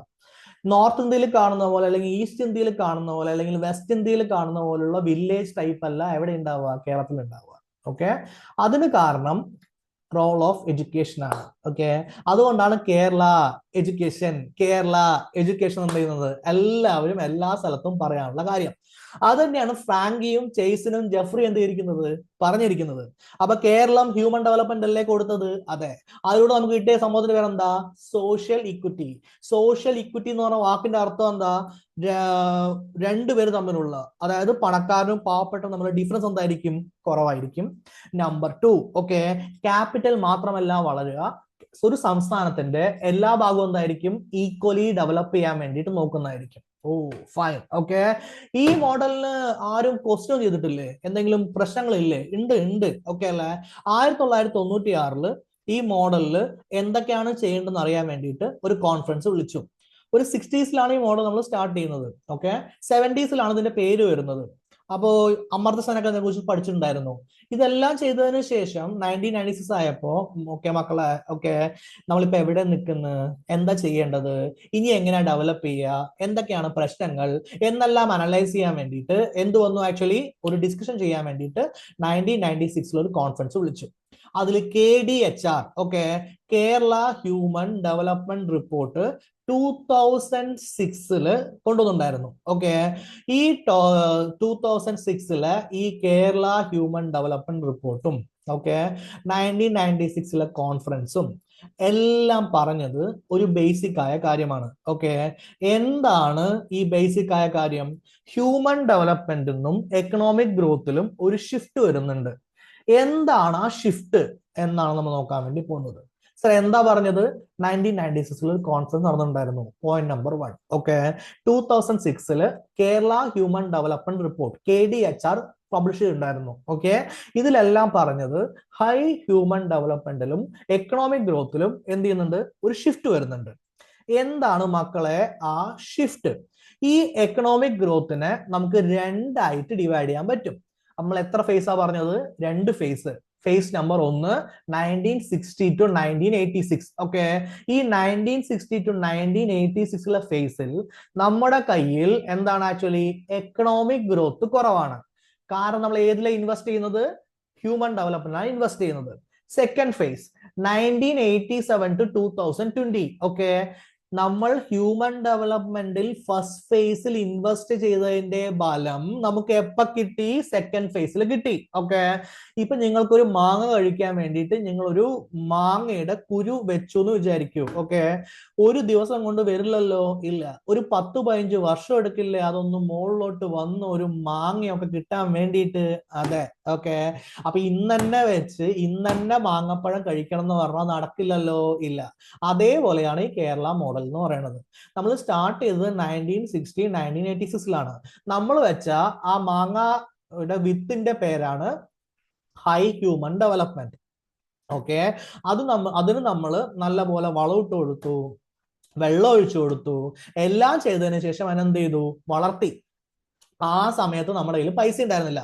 ഉള്ള വളമാണ് നമ്മൾ ഇട്ട് കൊടുത്തത്. ഓക്കെ, നമ്മുടെ അടുത്ത് രാസവളം വാങ്ങാനുള്ള പൈസയും ഇല്ല. അതുകൊണ്ട് നമ്മൾ എന്ത് ചെയ്തു? വീട്ടിലുള്ള വളമാണ് ഇട്ട് കൊടുത്തത്. അങ്ങനെ ഇട്ട് കൊടുത്ത് അത് ഹെൽത്തി ആയ മാങ്ങയായിട്ട് മാറി. എല്ലാവരും ഉപയോഗിച്ചു രാസവളം, നമ്മൾ ഉപയോഗിച്ചില്ല രാസവളം. ഓക്കെ, അതുകൊണ്ട് നമ്മുടെ മാങ്ങയ്ക്ക് എന്തായി? ഡിമാൻഡ് വന്നു. ഏതില്? സെക്കൻഡ് ഫേസില്. അപ്പൊ കഷ്ടപ്പെട്ട് നമ്മൾ ഹൈ ഹ്യൂമൻ ഡെവലപ്മെന്റ് നടത്തിയതിന്റെ ബലം നമുക്ക് എപ്പോ കിട്ടി? സെക്കൻഡ് ഫേസിൽ കിട്ടി. ഓക്കെ, 1987 സമയത്ത് നമ്മുടെ ഗ്രോത്ത് റേറ്റ് എന്ന് പറയുന്നത് 2.52% ആയിരുന്നുവെങ്കിൽ, ഓക്കെ, 1986 സമയത്ത് നമ്മുടെ ഗ്രോത്ത് റേറ്റ് എന്ന് പറയുന്നത് 6.85% കൂടി. ഓക്കെ, നോക്കിയേ, ഏകദേശം നോക്കിക്കഴിഞ്ഞാൽ 3 ടൈംസ് നമ്മൾ എന്ത് ചെയ്തു? ഇംപ്രൂവ് ചെയ്തു. എന്തുകൊണ്ടാണ് ഇംപ്രൂവ് ചെയ്തതെന്ന് ചോദിച്ചു കഴിഞ്ഞാൽ നിങ്ങൾ എപ്പോഴും പറയേണ്ട വാക്കിന്റെ പേരെന്താ? ഹ്യൂമൻ ഡെവലപ്മെന്റിൽ നമ്മൾ എന്ത് ചെയ്തത്? എന്താ പറയാ, ഇൻവെസ്റ്റ് ചെയ്തത്. അതിൽ തന്നെ ഏറ്റവും ഇൻവെസ്റ്റ് ചെയ്തിട്ടുള്ള സംഭവത്തിന്റെ പേരെന്താ? 2 സാധനം. ഓക്കെ, അല്ല, ബേസ് ഏതാ? എഡ്യൂക്കേഷൻ. രണ്ടാമത്തെ ഏതാ? ഹെൽത്ത്. ഇങ്ങനെ തന്നെ പഠിക്കണം കേട്ടാ. ഓക്കെ, ഇത്രയും കാര്യം ഓക്കെ അല്ലേ? അതെ. അപ്പോ കേരളത്തിന്റെ പെർ ക്യാപിറ്റ ഇൻകം അത് സെക്കൻഡ് ഫേസില് രാജ്യത്തിന്റെ പെർ ക്യാപിറ്റ ഇൻകത്തെ എന്ത് ചെയ്തു? മറികടന്നു. ഫാന്റാസ്റ്റിക്. ഓക്കെ, അപ്പൊ ആദ്യം ഞാൻ ആ മാങ്ങയില് പശുവിന്റെ ചാണകവും എന്താ വീട്ടിൽ നിന്നുള്ള ചെറിയ ചെറിയ സംഭവങ്ങളും ഒക്കെ ജൈവവളമൊക്കെ ഇട്ടപ്പോ എല്ലാവരും ചിരിച്ച്. ഓക്കെ, അവരെന്ത് ചെയ്തു? രാസവളം ഉപയോഗിച്ചു. പിന്നീട് എല്ലാവരുടെയും എന്ത് ന്യൂസ് വന്നു? രാസവളം ഉപയോഗിച്ച് എന്ത് വരും? ക്യാൻസർ വരുന്ന ന്യൂസ് വന്നപ്പോ എന്റെ മാങ്ങ മാത്രം ഓർഗാനിക് ആയി. ഓക്കെ, ഇപ്പൊ എന്റെ മാങ്ങയ്ക്ക് മാത്രമേ ഡിമാൻഡ് ഉള്ളൂ. അപ്പൊ ഞാൻ എന്തായി? ബാക്കി എല്ലാവരെക്കാളും കൂടുതൽ പണക്കാരനായിട്ട് മാറി. അപ്പൊ കാര്യം മനസ്സിലായോ? എല്ലാവരും ഫാക്ടറി സ്റ്റാർട്ട് ചെയ്യാൻ വേണ്ടി നോക്കിയപ്പോ എന്ന് വെച്ച് കഴിഞ്ഞാൽ ഇന്ത്യയുടെ കാര്യം എടുക്കാം. ഓക്കെ, ഇന്ത്യയുടെ കാര്യത്തിൽ നമ്മൾ ഭിലായ് ഉരുക്ക് നിർമ്മാണശാല, ദുർഗാപൂർ ഉരുക്ക് നിർമ്മാണശാല, ഇങ്ങനെ നമ്മൾ ഫാക്ടറികൾ ഉണ്ടാക്കുന്ന സമയത്ത്, ഇന്ത്യയില് ഫാക്ടറികൾ ഉണ്ടാക്കി ജോലി എടുക്കുന്ന സമയത്ത് നമ്മൾ ഇവിടെ എന്താ ചെയ്തത്? ഫാക്ടറികൾ ഉണ്ടാക്കുകയാണോ? അല്ല, ആളുകളെ പഠിപ്പിക്കുക. Social development. അപ്പോൾ ആദ്യം ഇന്ത്യ വളർന്ന സമയത്ത് കേരളം എന്തായിരിക്കും? ഡൗൺ ആയിരിക്കും. പക്ഷെ കുറച്ച് കഴിഞ്ഞപ്പോ കേരളം എന്തായി? ടോപ്പായി. നമ്മുടെ പെർ ക്യാപിറ്റ ഇൻകം എന്ന് പറയുന്നത് നാഷണൽ ആവറേജിനേക്കാൾ കൂടുതലായി. ഏതിലാ? എപ്പോഴാ കൂടുതലായത്? സെക്കൻഡ് ഫേസിൽ കേട്ടോ. ഫസ്റ്റ് ഫേസിൽ കൂടുതലായിരുന്നോ? അല്ല. ഓക്കെ, ഫസ്റ്റ് ഫേസ് എപ്പോ തൊട്ട് എപ്പോ വരെയാ? 1960 to 1986 വരെ. സെക്കൻഡ് ഫേസ് എപ്പോ തൊട്ട് എപ്പോ വരെയാ? 1987 തൊട്ട് 2020 വരെ. സെക്കൻഡ് ഫേസിൽ പ്രധാനപ്പെട്ട പ്രത്യേകത എന്താ? കേരളത്തിന്റെ പെർ ക്യാപിറ്റ ഇൻകം എന്ന് പറയുന്നത് നാഷണൽ ആവറേജിന് എന്ത് ചെയ്തു? മറികടന്നു. ഓക്കെ, മൊത്തം ഇന്ത്യയുടെ ആവറേജിനെയാണ്. ഇപ്പൊ മഹാരാഷ്ട്ര എടുത്ത അവരുടെ പെർ ക്യാപിറ്റ ഇൻകം കൂടുതലായിരിക്കും. അങ്ങനെയല്ല ഞാൻ പറയുന്നത്. കേരളവും റെസ്റ്റ് ഓഫ് ഇന്ത്യയുടെ ആവറേജും എടുക്കുക എങ്കിൽ അവിടെ എന്ത് കിട്ടും? കേരളമായിരിക്കും എന്തുണ്ടാവുക? കൂടുതൽ ഉണ്ടാവുക. ഇത്രയും കാര്യം ഓക്കെ അല്ലേ? അതെ. ഇതിനുള്ള പ്രധാന കാരണം എന്താണെന്ന് ചോദിച്ചു കഴിഞ്ഞാൽ നിങ്ങൾ പറയേണ്ട ആളുടെ പേരാണ് റെമിറ്റൻസസ്. ഇപ്പോൾ നിങ്ങൾക്ക് ഒരു 2 മിനിറ്റ് മുമ്പ് ഞാൻ പറഞ്ഞതേ ഉള്ളൂ എന്താണ് റെമിറ്റൻസ് എന്ന് വെച്ച് കഴിഞ്ഞാൽ. റെമിറ്റൻസ് എന്ന് വെച്ച് കഴിഞ്ഞാൽ വേറെ ഒന്നുമല്ല. എവിടേക്ക് പോകുന്നു? കേരളത്തിൽ നിന്ന് ആളുകൾ ഗഫൂർ കാ ദോസ്ത് പ്രകാരം ഉരുവിൽ കയറി എവിടേക്ക് പോയി? ഗൾഫിലോട്ട് പോയി. ഓക്കെ, അവിടെ നിന്ന് എന്ത് ചെയ്തു? തിരിച്ചു പൈസ അയച്ചു. അതിന്റെ പേരാണ് റെമിറ്റൻസ്. അവർ എപ്പോഴാ സ്റ്റാർട്ട് ചെയ്ത് പോകാൻ വേണ്ടിയിട്ട്? ഒരു 1975, 76, 80s ഓക്കെ, അപ്പൊ ഒരു 1987 ശേഷം കേരളത്തിന്റെ 10% വരുമാനം എവിടെ നിന്ന് വരുന്നു എന്ന് ചോദിച്ചു കഴിഞ്ഞാൽ പറയേണ്ട ആളുകളുടെ പേരാണ് റെമിറ്റൻസ്. ഓക്കെ, അല്ല സോറി, പറയേണ്ട ആളുകളുടെ പേരാണ് ഗൾഫ് ലേബർ മാർക്കറ്റ്. പറയേണ്ട സംഭവത്തിന്റെ പേരാണ് റെമിറ്റൻസ്. ഓക്കെ, ഇത്രയും കാര്യം ഓക്കെ അല്ലേ? അപ്പൊ ഗൾഫുകാരില്ലെങ്കിൽ ഇന്ന് നമ്മൾ കറക്റ്റ് ആയിട്ട് കഞ്ഞി കുടിക്കുമായിരുന്നോ? ഇല്ല. ഗഫൂർ കാ ദോസ്ത് പ്രകാരം അവരവിടെ പോയില്ലായിരുന്നെങ്കിൽ നമ്മൾ കഞ്ഞി കുടിക്കായിരുന്നോ? ഇല്ല. നമ്മൾ കഞ്ഞിയല്ലല്ലോ, ഇന്ന് ചോറ് കഴിക്കുന്നില്ലേ? അതിന് പ്രധാനപ്പെട്ട കാരണം ആരാ? നമ്മുടെ മറുനാടൻ മലയാളികളായിട്ടുള്ള ഗൾഫുകാരാണ്. ഓക്കെ, ഇത്രയും കാര്യം ഓക്കെ അല്ലേ? അതെ. 2020 ഓക്കെ, ഈ റെമിറ്റൻസ് എന്ന് പറയുന്നത് 78%. ഓക്കെ, എന്ത്? സെക്കൻഡറി സെക്ടറിന്റെ ഇൻകത്തിന്റെ 78%. സാർ ആ പറഞ്ഞ് മനസ്സിലായിട്ടില്ല.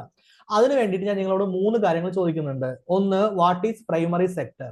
Secondary sector and treasury sector.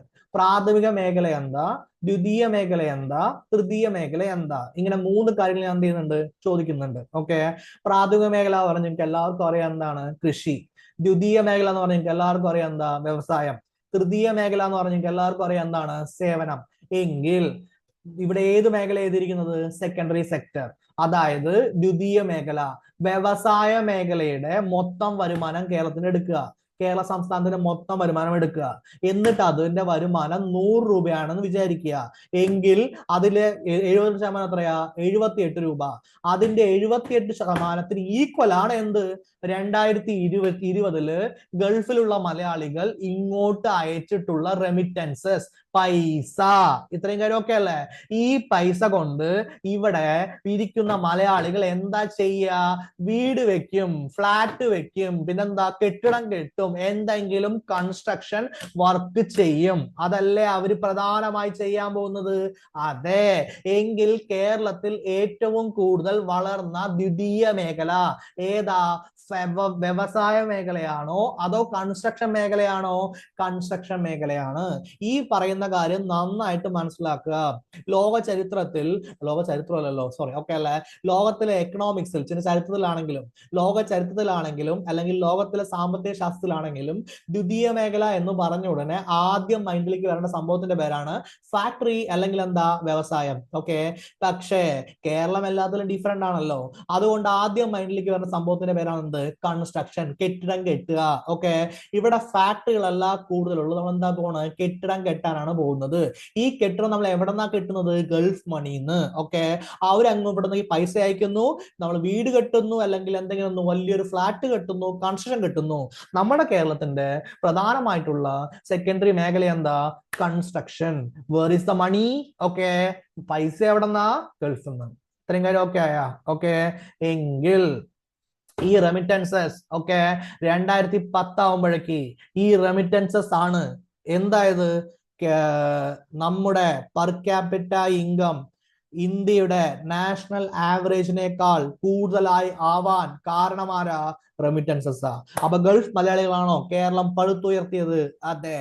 Okay, ഇത്രയും കാര്യം ഓക്കെ അല്ലേ? അതെ, മലയാളത്തിലുണ്ട്, നിങ്ങൾക്ക് വായിച്ചു നോക്കാവുന്നതാണ്, നോ പ്രോബ്ലം. ഓക്കെ, എങ്കിൽ കേരളത്തിൽ എഡ്യൂക്കേഷൻ കൊടുത്തു.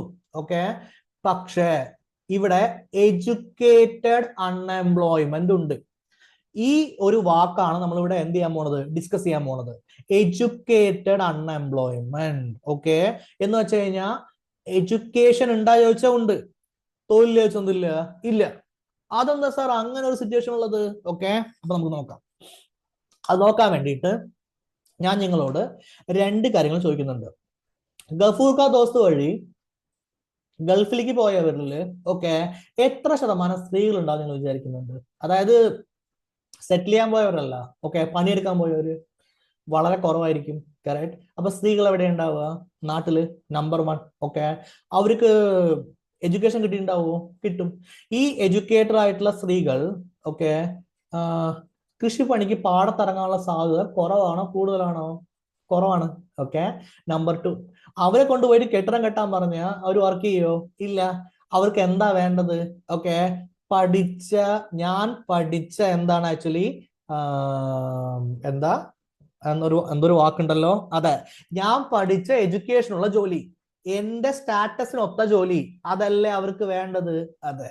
ഓക്കെ, എങ്കിൽ ഇവിടെ എഡ്യൂക്കേറ്റഡ് അൺഎംപ്ലോയ്മെന്റ് ഉണ്ട്. ആർക്കിടയിലാണ് കൂടുതൽ ഉണ്ടാവുക? സ്ത്രീകൾക്കിടയിലാണ് കൂടുതൽ ഉണ്ടാവുക. അപ്പൊ കേരളത്തിലെ തൊഴിലില്ലായ്മയ്ക്ക് പ്രധാന കാരണം സ്ത്രീകളാണോ? അതെ. ഓക്കെ, സാറ് സ്ത്രീകളെ കുറ്റം പറയാണ്, എന്താ പറയാ, അത് ശരിയല്ല. ഓക്കെ, സ്ത്രീകൾ തൊഴിൽ ചെയ്യാൻ റെഡിയാണ്, അതെല്ലാം ഞാൻ സമ്മതിച്ചു. ഓക്കെ, ഞാൻ പറയുന്ന കാര്യം നന്നായിട്ട് മനസ്സിലാക്കുക. സ്ത്രീകൾ തൊഴിൽ ചെയ്യാൻ റെഡിയാണ്. ഓക്കെ, പുരുഷന്മാർ തൊഴിലില്ലെങ്കിൽ ഗൾഫിലോട്ട് പോകുന്നു, എവിടേക്കെങ്കിലും പോകുന്നു. Okay, done. ഇവിടെ കുറെ സ്ത്രീകൾ ഇവിടെ ഇരിക്കുന്നുണ്ട്. കറക്റ്റ്. അവർ എഡ്യൂക്കേറ്റഡും ആണ്. ഈ എഡ്യൂക്കേറ്റഡ് ആയിട്ടുള്ള സ്ത്രീകളെ കൊണ്ട് കട്ട ഉടയ്ക്കൂ എന്ന് പറഞ്ഞാൽ അവർ ഉടയ്ക്കുന്നില്ല. ഓക്കെ, അതിന് കാരണം അവർ എഡ്യൂക്കേറ്റഡ് ആയിട്ടുള്ളതാണ്. കറക്റ്റ്. എങ്കിൽ പുരുഷന്മാർ എവിടേക്ക് പോയി? ഗൾഫിലേക്ക് പോയി. റൈറ്റ്. ഇവിടെ കട്ട ഉടയ്ക്കാൻ ആളുമില്ല. അങ്ങനെയെങ്കിൽ ഇവിടേക്ക് എന്ത് ചെയ്യണം? കട്ട ഉടയ്ക്കാൻ ആള് വരണം. അത് എവിടെ നിന്ന് വരും? നോർത്ത് ഇന്ത്യയിൽ നിന്ന്. ഓക്കെ, അപ്പൊ ആസാമി, ബംഗാളി, ബീഹാറി, ഉത്തർപ്രദേശ് എല്ലാവരും ഇവിടെ ഒന്ന് വർക്ക് ചെയ്യണില്ലേ? എന്താ അവര് വർക്ക് ചെയ്യുന്ന പ്രധാന മേഖല എന്താ? കൺസ്ട്രക്ഷൻ, അല്ലറ ചില്ലറ തൊഴില് എല്ലാം ചെയ്യുന്നു. ഓക്കെ, നിങ്ങൾ മമ്മൂട്ടിയുടെ പത്തേമാരി സിനിമ ഉണ്ടാ, അതിൽ മമ്മൂട്ടി അവിടെ പോയിട്ട് എന്ത് ചെയ്യുന്നതായിരിക്കും? മാള് തുടയ്ക്കുന്നതായിരിക്കും. ഇവിടെ മാള് തുടയ്ക്കാൻ എന്ത് ചെയ്യില്ല, നമ്മുടെ ആൾക്കത് പറ്റില്ല. ഓക്കെ, എങ്കിൽ ഇവിടെ മാള് തുടയ്ക്കുന്ന ആരായിരിക്കും? നോർത്തിൽ നിന്ന് വരുന്ന ആള്, ഈസ്റ്റിൽ നിന്ന് വരുന്ന ആള്, വെസ്റ്റിൽ നിന്ന് വരുന്ന ആള്. കറക്റ്റ്. അവരുടെ ഗൾഫാണ് നമ്മുടെ കേരളം. കേരളത്തിന്റെ ഗൾഫ് എവിടെയാ? Middle east. ഓക്കെ, അപ്പൊ സിറ്റുവേഷൻ മനസ്സിലായ? ഇല്ല ഇല്ല. ഓക്കെ, ഒന്നുകൂടി. ഇവിടെ നിന്നുള്ള പുരുഷന്മാർ മുഴുവൻ അങ്ങോട്ട് പോയി, ഗൾഫിലോട്ട് പോയില്ലേ? ഓക്കെ, അപ്പൊ ഇവിടെ ചെയ്തിരുന്ന കൺസ്ട്രക്ഷൻ വർക്ക്, അല്ലറ ചില്ലറ വർക്ക് ചെയ്യണ്ടേ? അത് ചെയ്യാൻ സ്ത്രീകൾ വരുമോ? ഇല്ല. എന്തുകൊണ്ടാണ് സ്ത്രീകൾ വരാത്തത്? ഓക്കെ, അവർക്ക് എന്ത് കിട്ടി? എഡ്യൂക്കേഷൻ കിട്ടി. ഓക്കെ, അപ്പൊ അവർക്ക് ഇവിടെ പണി വേണം. എഡ്യൂക്കേഷൻ അതുപോലെ പണി വേണം. അതില്ല. കാരണം ഇവിടെ എന്തില്ല? ഇവിടെ ഫാക്ടറീസ് ഇല്ല. ഓ, ഓക്കെ, ഡൺ. ഓക്കെ, അപ്പൊ എഡ്യൂക്കേറ്റഡ് അൺഎംപ്ലോയ്മെന്റ് കൂടുതലായിരിക്കുമോ? കൂടുതലായിരിക്കും. അപ്പൊ ഇവിടെ ഗ്യാപ്പ് ഉണ്ട്. എന്ത് ഗ്യാപ്പ് ഉണ്ട്? ഹോട്ടലിൽ നിൽക്കാൻ, എന്താ കൺസ്ട്രക്ഷൻ പണി നിൽക്കാൻ, പിന്നെ മാളിന്റെ പണി നിൽക്കാൻ, അല്ലറ ചില്ലറ പണി ചെയ്യാൻ, തേങ്ങയിടാൻ, ഇങ്ങനെയൊക്കെ പറഞ്ഞ ഒരുപാട് വർക്ക് ഉണ്ട്. ഈ വർക്കിന് എവിടെ നിന്ന് ആള് വരും? നോർത്ത് നിന്ന് ആൾ ഇങ്ങോട്ട് വരുന്നതായിരിക്കും. അപ്പൊ അതെല്ലാം ഓക്കെ ആയി. ഇനി ആരാ ബാക്കിയുള്ളത്? സ്ത്രീകൾ. ഓക്കെ, അപ്പൊ നമുക്ക് നോക്കാം. എങ്കിൽ എഡ്യൂക്കേറ്റഡ് അൺഎംപ്ലോയ്മെന്റ് ഉണ്ട്. നമ്മുടെ കേരള ഹ്യൂമൻ ഡെവലപ്മെന്റ് റിപ്പോർട്ട് 2006 പ്രകാരം ഓക്കെ, ഏറ്റവും കൂടുതൽ അൺഎംപ്ലോയ്മെന്റ് ഉള്ളത് ആർക്കിടയിലാണ്? സ്ത്രീകൾക്കിടയിലാണ്. അപ്പൊ സ്ത്രീകൾക്ക് നമ്മൾ എന്ത് കൊടുക്കണം? തൊഴിലില്ലായ്മയ്ക്ക് ഒരു പരിഹാരം കൊടുത്തേ പറ്റുള്ളൂ. അപ്പൊ സ്ത്രീകൾ അടങ്ങുന്ന ഈ വിഭാഗം ഇപ്പോൾ എന്ത് ചെയ്യുന്നു? ഗൾഫിലേക്ക് അവർ അങ്ങനെ പോകുന്നില്ല. അവർ പോകാൻ നോക്കുന്ന സ്ഥലങ്ങളുടെ പേരാണ് എന്ത്? യൂറോപ്പ്, കാനഡ, USA ഇങ്ങനെയുള്ള സ്ഥലങ്ങളിലൊക്കെയാണ് അവരെന്ത് ചെയ്യുക? കൂടുതലായിട്ട് പോവുക. അവിടെയാണെങ്കിൽ ചില പ്രത്യേക വിഭാഗം ആളുകളുടെ മാത്രം എന്തുള്ളൂ? ആവശ്യമുള്ളൂ. ഫോർ എക്സാമ്പിൾ, ഇപ്പൊ ജർമ്മനിലൊക്കെ പോവുകയാണെങ്കിൽ നേഴ്സുമാര്, യൂറോപ്പില് കേരളത്തിലുള്ള നേഴ്സുമാരാണ് ഏറ്റവും കൂടുതൽ വേണ്ടത്. US വേണമെങ്കിൽ IT മേഖലയിലുള്ളവരാണ് വേണ്ടത്. ഓക്കെ, കാനഡയിലൊക്കെ ഉള്ളതാണെങ്കിൽ ലോജിസ്റ്റിക്സ് മേഖലയിലുള്ള ആളുകളാണ് കൂടുതലായിട്ട് വേണ്ടത്. ഓക്കെ, ഓരോ സ്ഥലത്തും ഓരോ ആളുകളാണ്. അപ്പൊ കുറെ ആളുകൾ പിന്നെയും ബാക്കി. ഓക്കെ, എങ്കിൽ അവർക്ക് എന്തെങ്കിലും ഒരു വഴി വേണ്ടേ? വഴി വേണം. അതാണ് നമ്മൾ അൺഎംപ്ലോയ്മെന്റ് സൊല്യൂഷൻ. ഓക്കെ, ഇപ്പൊ മനസ്സിലായ? അൺഎംപ്ലോയ്മെന്റ് നമുക്ക് പഠിക്കാനില്ലേ? അതിന്റെ തീരെ നമ്മൾ പഠിക്കുന്നത് എങ്ങനെ നമ്മൾ സൊല്യൂഷൻ നടന്ന എവിടെ പഠിക്കും? അൺഎംപ്ലോയ്മെന്റിൽ പഠിക്കും. ഇത്രയും കാര്യം മനസ്സിലായ? അപ്പൊ ഇത്രയും കഥ പറഞ്ഞുകൊണ്ട് നിങ്ങൾക്ക് എന്താ മനസ്സിലായത്? കേരളത്തിൽ ഒരു പ്രത്യേക സംവിധാനം ഉണ്ട്. ആ സംവിധാനത്തിന്റെ പേരെന്താ? Educated unemployment. അത് ആർക്കിടയിലുള്ളതാ? പ്രധാനമായിട്ട് സ്ത്രീകൾക്കിടയിലുള്ളതാ. എന്തുകൊണ്ടാ സ്ത്രീകൾക്കിടയിൽ ഇങ്ങനൊരു സംഭവം ഉണ്ടായെന്നുള്ള ക്വസ്റ്റ്യൻ കൃത്യമായിട്ട് അറിയാൻ പറ്റും. ഓക്കെ, എങ്കിൽ കേരളത്തിൽ ഗ്രോത്ത് ഉണ്ട്. സെക്കൻഡ് സ്റ്റേജ് നമ്മൾ വളർന്നില്ലേ? ഓക്കെ, ഇന്ത്യയുടെ നാഷണൽ ആവറേജിനേക്കാൾ കൂടുതൽ പെർ ക്യാപിറ്റൽ ഇൻകം കേരളം ഉണ്ടാക്കിയില്ലേ? ഉണ്ടാക്കി. അപ്പൊ ഗ്രോത്ത് ഉണ്ട്. തൊഴിലില്ലായ്മ ഉണ്ട്. അതിന്റെ പേരെന്താ? Jobless growth. വളർച്ചയുണ്ട്, തൊഴിലില്ലായ്മയുണ്ട്. തൊഴിലില്ലാത്ത വളർച്ച. ഓക്കെ, അതെന്ത് വളർച്ചയാണ് സർ? അതാണ് കേരളത്തിന്റെ വളർച്ച. ഇത്രയും കാര്യം ഓക്കെ അല്ലേ? അതെ, ജോബ്ലെസ് വളർച്ച, തൊഴിലില്ലാത്ത വളർച്ച എന്ന് പറഞ്ഞിട്ട് സംഭവം നിലനിൽക്കുന്നു. ഇത്രയും കാര്യം ഓക്കെ അല്ലേ? അതെ. കേരളം വളരുണ്ട? വളരുണ്ട് മക്കളെ. എവിടെന്നാ വളരുന്നത്? പുറമേ നിന്ന് വരുന്ന പൈസ കൊണ്ട്. ഒരു ദിവസം രാവിലെ മിഡിൽ ഈസ്റ്റ് എല്ലാവരും തീരുമാനിച്ചു എന്താണ്? ആക്ച്വലി അവിടെ നിന്നുള്ള എല്ലാ മലയാളികളെയും പുറത്താക്കാം എന്ന് തീരുമാനിച്ചു കഴിഞ്ഞാൽ കേരളം പൊളിയോ? പൊളിയും. ഓക്കെ, പൊളിയെന്നുള്ളതിൽ യാതൊരു എന്തില്ല, സംശയവുമില്ല. ഇത്രയും കാര്യം മനസ്സിലായോ? ഇത്രയും കാര്യം മനസ്സിലായി. അപ്പൊ നിങ്ങൾക്ക് പ്രധാനപ്പെട്ട ഒരു ഫീച്ചർ ആയിട്ടുള്ള ചലഞ്ചസ് ഓഫ് എഡ്യൂക്കേറ്റഡ് അൺഎംപ്ലോയ്മെന്റ് മനസ്സിലായില്ലേ? അതെ. നെക്സ്റ്റ് നമ്മൾ നോക്കാൻ പോകുന്ന കാര്യമാണ് public action and social economy എന്ന് പറഞ്ഞ കാര്യം. Okay, social economy, public action എന്ന് വെച്ച് കഴിഞ്ഞാൽ ബേസിക് ആയിട്ട് ഞാനൊരു കാര്യം പറയാം. ഓക്കെ, നിങ്ങൾ എത്ര പേര് ഇൻസ്റ്റാഗ്രാം റീല് കാണുന്നുണ്ട്, യൂട്യൂബ് ഷോർട്സ് കാണുന്നുണ്ട്, അല്ലെങ്കിൽ വീഡിയോസ് കാണുന്നുണ്ട്? എനിക്കറിയില്ല. ഓക്കെ, അതില് ഒരു ആംബുലൻസ് പോകുന്നുണ്ടെങ്കിൽ എത്ര വലിയ പ്രശ്നമാണെങ്കിലും രണ്ടുപേരും ഒരു റീൽ ഉണ്ടായിരുന്നു, രണ്ട് കൂട്ടർ തമ്മിൽ അടിയാണ്. ഓക്കെ, അതിന്റെ ഇടയിലൂടെയാണ് ആംബുലൻസ് പോകേണ്ടത്. അപ്പൊ രണ്ടുപേരും എന്ത് ചെയ്തു? മാറിക്കൊടുത്തിട്ട് അവർ പോയതിനു ശേഷം വീണ്ടും അടിയാണ്. ഓക്കെ, ഒരു വലിയ അമ്പലത്തില് അല്ലെങ്കിൽ ഒരു പള്ളിയിൽ എന്ത് നടക്കുകയാണ്? ഒരു ഉത്സവം നടക്കുകയാണ്.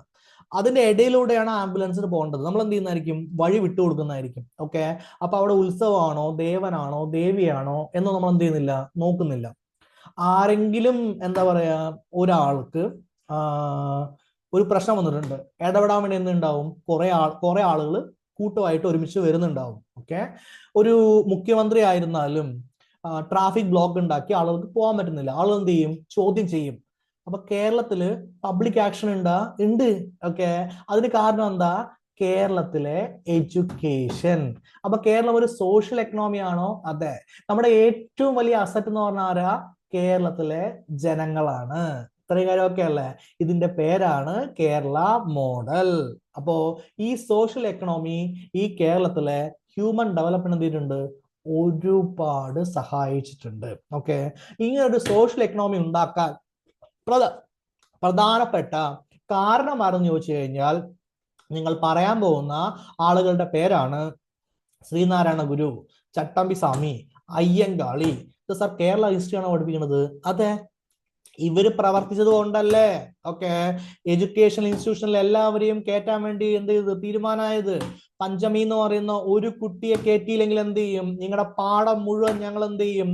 പുല്ല് കറുപ്പിക്കുന്നത് അയ്യങ്കാളി പറഞ്ഞില്ലേ? ഓക്കെ അല്ലേ? അതിന്റെ ഭാഗമായിട്ട് കേരളത്തില് ഒരു സോഷ്യൽ എക്കണോമി വളരെ പണ്ട് തൊട്ടേ ഡെവലപ്പ് ചെയ്തിട്ടുണ്ടായിരുന്നു. ഈ ഒരു സോഷ്യൽ സ്റ്റാറ്റസ് ആണ് കേരളത്തിന്റെ ഹ്യൂമൻ ഡെവലപ്മെന്റിനെ വളരെ അധികം എന്ത് ചെയ്യുന്നത്? സഹായിക്കുന്നത്. അതിൽ ഹിസ്റ്റോറിക്കൽ ഫാക്ടേഴ്സ് ഉണ്ടോ? ഉണ്ട്. ആരൊക്കെ ഉണ്ട്? ശ്രീനാരായണ ഗുരു ഉണ്ട്, അയ്യങ്കാളി ഉണ്ട്, ചട്ടമ്പി സ്വാമി ഉണ്ട്, എല്ലാവരും ഉണ്ട്. ഈ സോഷ്യൽ എക്കണോമി സർവീസസിലാണ് ഫോക്കസ് ചെയ്യുന്നത്. സർവീസസ് എന്ന് വെച്ച് കഴിഞ്ഞാൽ അതിഥി ദേവോ ഭവ. വരൂ കേരളത്തിലെ തൃശ്ശൂർ പൂരം കാണൂ, ഓക്കെ അല്ലെ? വരൂ കേരളത്തിലെ ടൂറിസം കാണൂ, ആലപ്പുഴയിലെ ഹൗസ് ബോട്ടിൽ പോകൂ. സർവീസ് അല്ലേ? അതെ. വരൂ ഓക്കെ കേരളത്തിലെ ആയുർവേദ യോഗ ചികിത്സ നേടൂ. ഓക്കെ, ഒരു സർവീസ് അല്ലേ? അതെ. നമ്മൾ പ്രധാനമായിട്ട് കോൺസെൻട്രേറ്റ് ചെയ്യുന്നത് സർവീസ് മേഖലയിലാണ് കോൺസെൻട്രേറ്റ് ചെയ്യുക. ഓക്കെ അല്ലേ? ഇത്രയും കാര്യം ഓക്കെ അല്ലേ? അതെ, ഫൈൻ. അപ്പോ ഈ സർവീസ് മേഖല എന്ത് ചെയ്തു? വളർന്നു വരുമായിരുന്നു. ഈ സർവീസ് മേഖല വളർന്നു വരാനുള്ള പ്രധാനപ്പെട്ട കാരണം ആരാന്ന് ചോദിച്ചു കഴിഞ്ഞാൽ ഒറ്റ വാക്കിൽ പറയണം, ഗൾഫ് മലയാളി. രണ്ടാമത്തെ അവരുടെ എന്ത് പ്രവർത്തനം ചോദിച്ചു കഴിഞ്ഞാൽ അതും ഒറ്റ വാക്കിൽ പറയണം, അതിന്റെ പേരെന്താ? റെമിറ്റൻസ്. അപ്പൊ സോഷ്യൽ എക്കണോമി കേരളത്തിൽ വളർന്നു വരാനുള്ള കാരണമാരാ? നമ്മുടെ ഗൾഫ് മലയാളി. അവിടെ നിന്ന് എന്താ? പണമയക്കൽ അല്ലെങ്കിൽ റെമിറ്റൻസ്. ഓക്കെ, നമ്മൾ ഇവിടെ കേരളത്തില് ഒരുപാട് NGOs നമ്മൾ എന്ത് ചെയ്തിട്ടുണ്ട്? ക്രിയേറ്റ് ചെയ്തിട്ടുണ്ട്. ഓക്കെ, നിങ്ങളുടെ ചുറ്റുപാടും നോക്കിയാൽ അറിയാം, ഒരുപാട് എന്താ ആംബുലൻസ് ചാരിറ്റബിൾ ട്രസ്റ്റ്, ഒക്കെ ഒരുപാട് എന്താണ് പബ്ലിക് ലൈബ്രറീസ്, ഒരുപാട് എന്താണ് വയോജനങ്ങൾക്ക് വേണ്ടിയിട്ടുള്ള ഉപകാരപ്പെടുന്ന കാര്യങ്ങൾ, കുട്ടികളെ സഹായിക്കാനുള്ള കാര്യങ്ങൾ, സ്ത്രീകളെ സഹായിക്കാനുള്ള സംഭവങ്ങൾ എന്നൊക്കെ പറഞ്ഞ് ലാഭേച്ഛയില്ലാതെ, അവരൊന്നും പൈസയ്ക്ക് വേണ്ടിയിട്ടല്ല. ഓക്കെ, ഇങ്ങനെ ഒരുപാട് സ്ഥാപനങ്ങൾ എവിടെയുണ്ട്? കേരളത്തിലുണ്ട്. ഇതെല്ലാം എന്ത് ഉറപ്പുവരുത്തുന്നു? സാമൂഹ്യക്ഷേമം എന്ത് ചെയ്യുന്നു? ഉറപ്പുവരുത്തുന്നു. ഓക്കെ, അപ്പൊ സാമൂഹ്യക്ഷേമം ഉറപ്പുവരുത്തുന്നതിൽ പബ്ലിക് ആക്ഷന് കൃത്യമായിട്ടുള്ള പങ്കുണ്ടോ? ഉണ്ട്. സോഷ്യൽ എക്കണോമിക്ക് കൃത്യമായിട്ടുള്ള പങ്കുണ്ടോ? ഉണ്ട്. ഓക്കെ, ഇത് രണ്ടിനും കൃത്യമായിട്ടുള്ള പങ്ക് വരാൻ വേണ്ടിയിട്ട് ഹിസ്റ്റോറിക്കൽ എവിഡൻസ് ഉണ്ടോ? ഉണ്ട്. ഏത് ഹിസ്റ്ററി? കേരള ഹിസ്റ്ററി. ആരാണ് അതിന്റെ കാരണം? നവോത്ഥാന നായകന്മാർ. ഓക്കെ, ഇത്രയും കാര്യം മനസ്സിലായ? പബ്ലിക് ആക്ഷനും സോഷ്യൽ എക്കണോമിയും മനസ്സിലായെങ്കിൽ നമ്മൾ നെക്സ്റ്റ് പോകുന്ന ഭാഗത്തിന്റെ പേരാണ് സെക്ടറൽ ഗ്രോത്ത് ഡിസ്പാരിറ്റീസ്. ഓക്കെ, അപ്പൊ സെക്ടറൽ ഗ്രോത്ത് ഡിസ്പാരിറ്റീസിൽ നമ്മൾ പഠിക്കാൻ പോകുന്ന കാര്യം എന്ന് വെച്ച് കഴിഞ്ഞാൽ 3 സെക്ടർ ഉണ്ട്. ഏതൊക്കെയാണ് 3 സെക്ടർ? ഒന്ന് പ്രൈമറി, ഒന്ന് സെക്കൻഡറി, ഒന്ന് ടേർഷറി. ഓക്കെ, പ്രാഥമിക മേഖല, ദ്വിതീയ മേഖല, തൃതീയ മേഖല. എന്റെ ചോദ്യം, ആദ്യം എല്ലാവരും പ്രാഥമിക മേഖല ആയിരിക്കും ഉണ്ടാവുക, കൃഷിയിലായിരിക്കും ഉണ്ടാവുക. കൃഷിയിൽ നിന്ന് എങ്ങോട്ട് പോകണം?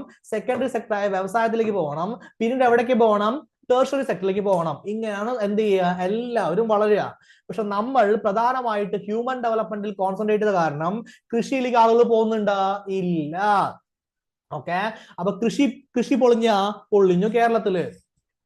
ആന്ധ്രയും ബംഗാളും അരി തന്നില്ലെങ്കിൽ കേരളത്തിൽ എന്തായിരിക്കും? പട്ടിണി ആയിരിക്കും മക്കളെ, പട്ടിണി ആയിരിക്കും. ഓക്കെ, ആ സിറ്റുവേഷൻ മനസ്സിലായില്ലേ? അടുത്ത പരിപാടിയുടെ പേരാണ്, അപ്പോൾ സംസ്ഥാനം നമ്മൾ ഏത് സെക്ടറാണ് എന്താ പറയാ ജോലി ചെയ്യുക, ഏത് സെക്ടറാണ് സാർ വളരുക എന്ന് ചോദിച്ചാൽ അതിന് ഒറ്റ ഉത്തരവേ ഉള്ളൂ. ഉത്തരത്തിന്റെ പേരാണ് സർവീസ് സെക്ടർ. സേവന മേഖലയാണ് വളരാൻ വേണ്ടി പോകുന്നത്. അതിന് ആരാണ് സാർ കാരണം? ഗൾഫ് മലയാളി. ഓക്കെ, ശരി. പൈസ എവിടെ നിന്ന് വന്നു? വിദേശത്ത് നിന്ന് വന്നു. ഇത്രയും കാര്യം ഓക്കെ ആയില്ലേ? അപ്പൊ കേരളത്തിലെ പ്രൈമറി സെക്ടറിൽ നമ്മൾ ഉദ്ദേശിച്ച പോലെ ഡെവലപ്മെന്റ് ഉണ്ടാ? ഇല്ല. സ്റ്റാഗ്നന്റ് ഗ്രോത്ത് ആണ്. അത്ര വലിയ കാര്യമൊന്നുമില്ല. ഓക്കെ, അതെന്താണ്? ഒരു ശതമാനത്തിൽ താഴെ മാത്രം എന്ത് ചെയ്യുന്നുള്ളൂ, വളർന്നുള്ളൂ. ഓക്കെ, ഇനി സെക്കൻഡറി സെക്ടർ എടുക്കാം, ദ്വിതീയ മേഖല എടുക്കാം. ഫാക്ടറീസ് വരുന്നുണ്ടോ? ഇല്ല. കൺസ്ട്രക്ഷൻ ആണ് വളരുന്നത്. ഓക്കെ, അതിന്റെ കാരണം നിങ്ങൾക്ക് നന്നായിട്ട് അറിയാം. ഓക്കെ, അത് നാഷണൽ ആവറേജസിനെക്കാൾ എന്താണ്, കൂടുതലാണ്. പക്ഷേ നമ്മുടെ കേരളത്തിന്റെ എക്കണോമിയിലേക്ക് അല്ലെങ്കിൽ സാമ്പത്തിക വളർച്ചയ്ക്ക് 77% എന്താ പറയാ നൽകുന്നത് എന്താണ്, സേവന മേഖലയാണ്. ഓക്കെ, അപ്പൊ കൃഷിയിൽ നിന്ന് സേവന മേഖലയ്ക്ക് കേരളം എന്ത് ചെയ്തു, ഘടനാപരമായിട്ട് മാറി. സർ, ആ പറഞ്ഞ കാര്യം ഒന്നുകൂടി പറയാമോ? മക്കളെ, ആദ്യം എല്ലാവരും സ്റ്റാർട്ട് ചെയ്യുക കൃഷിയിലായിരിക്കും. പിന്നീട് അവരെന്തുണ്ടാക്കും, ഫാക്ടറി ഉണ്ടാക്കും. പിന്നീട് അവരെങ്ങോട്ട് പോകണം, സേവന മേഖലയ്ക്ക് പോകണം. ഇങ്ങനെയാണ് സിസ്റ്റം ഉണ്ടാവേണ്ടത്. ഇങ്ങനെ തന്നെ സിസ്റ്റം ഉണ്ടാകാൻ പറ്റുള്ളൂ. ഓക്കെ, പക്ഷെ നമ്മുടെ കേരളത്തിന്റെ കാര്യത്തിൽ നമ്മൾ കൃഷിയിൽ അത്ര കോൺസെൻട്രേറ്റ് ചെയ്തിട്ടില്ല. ഓക്കെ, നമ്മൾ കോൺസെൻട്രേറ്റ് ചെയ്ത കാര്യം എന്ന് പറയുന്നത് കൺസ്ട്രക്ഷനിലാണ്. ഓക്കെ, നമ്മൾ പ്രധാനമായി സ്റ്റാർട്ട് ചെയ്യുന്ന എവിടെ നിന്നാണ്, കൺസ്ട്രക്ഷൻ എന്നാണ്. അപ്പൊ എന്ത് മേഖലയായി, ദ്വിതീയ മേഖലയായി. നമ്മൾ പ്രധാനമായി സ്റ്റാർട്ട് ചെയ്തു ദ്വിതീയ മേഖല.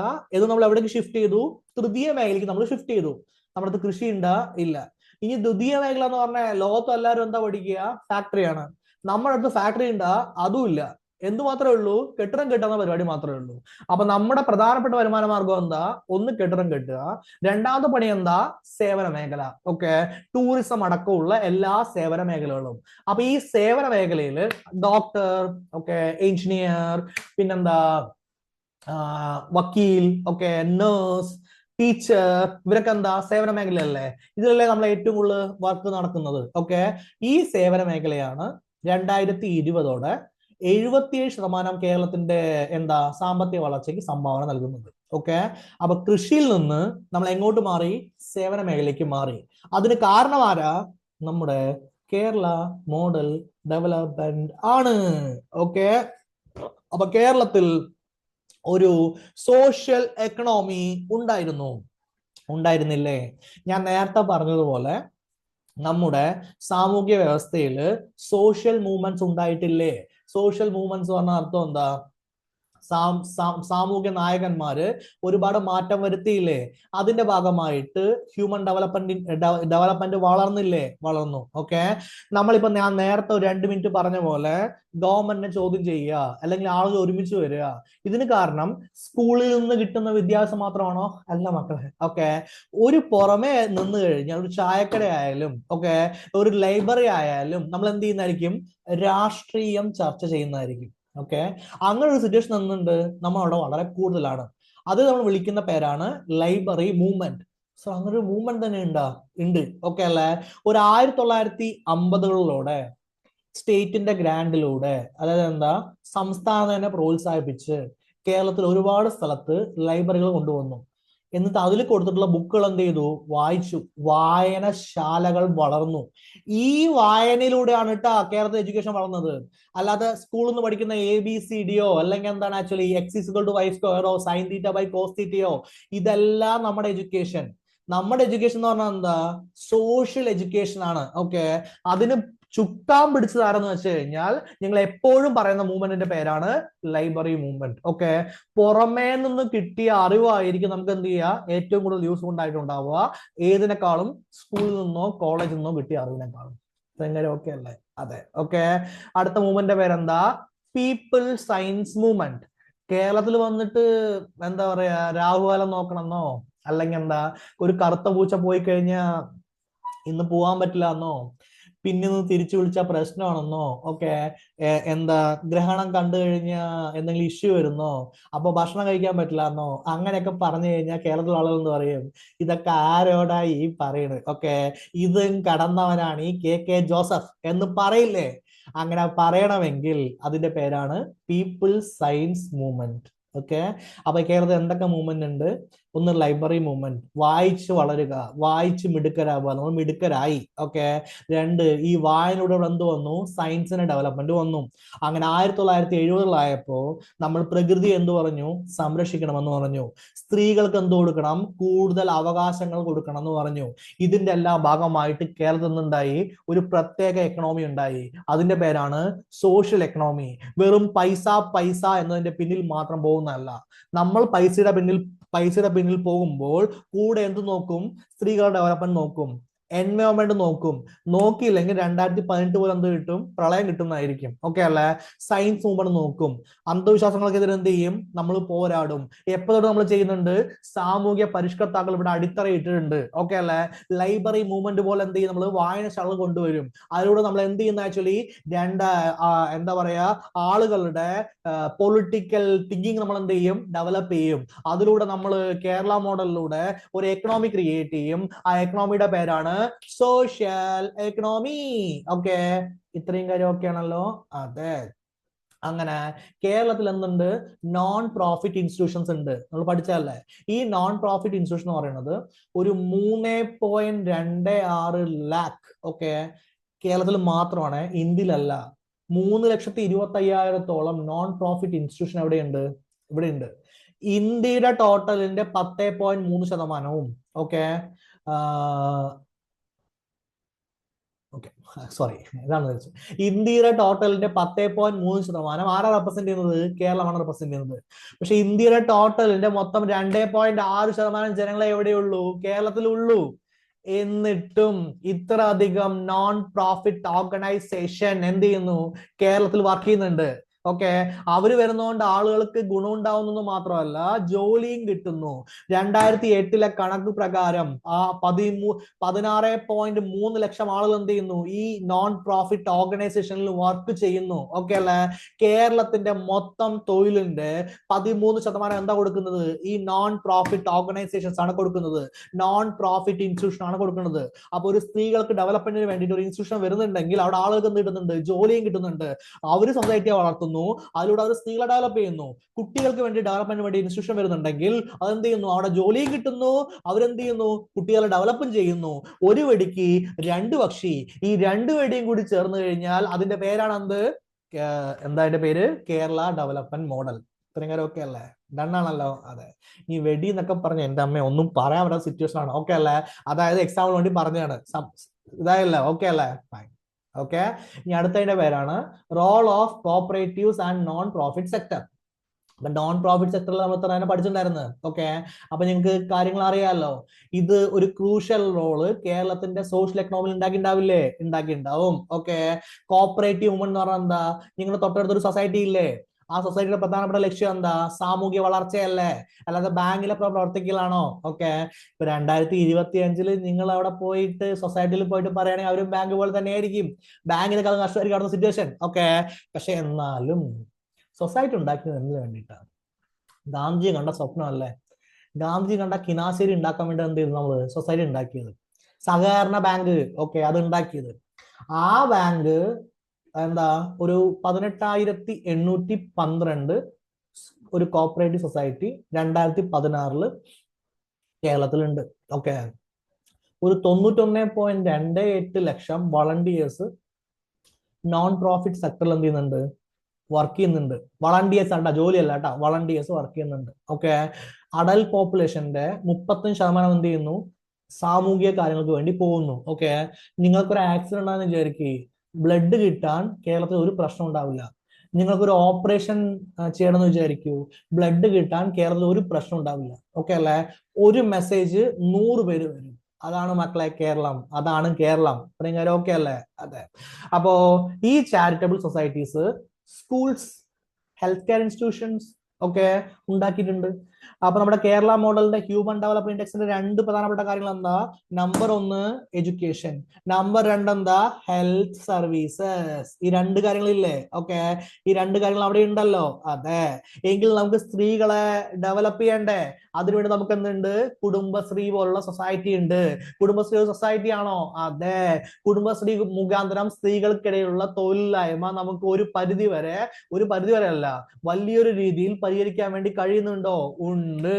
ഓക്കെ, 45 ലാക്സില് അധികം സ്ത്രീകൾ എന്ത് ചെയ്യുന്നു?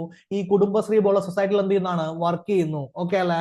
അതിനെക്കുറിച്ച് നമ്മൾ ഡീറ്റെയിൽ ആയി പഠിക്കാണ്ട് എപ്പോ സ്ത്രീകൾക്കുള്ള പ്രോഗ്രാം വരുമ്പോ നമുക്ക് ഡീറ്റെയിൽ എന്ത് ചെയ്യാം?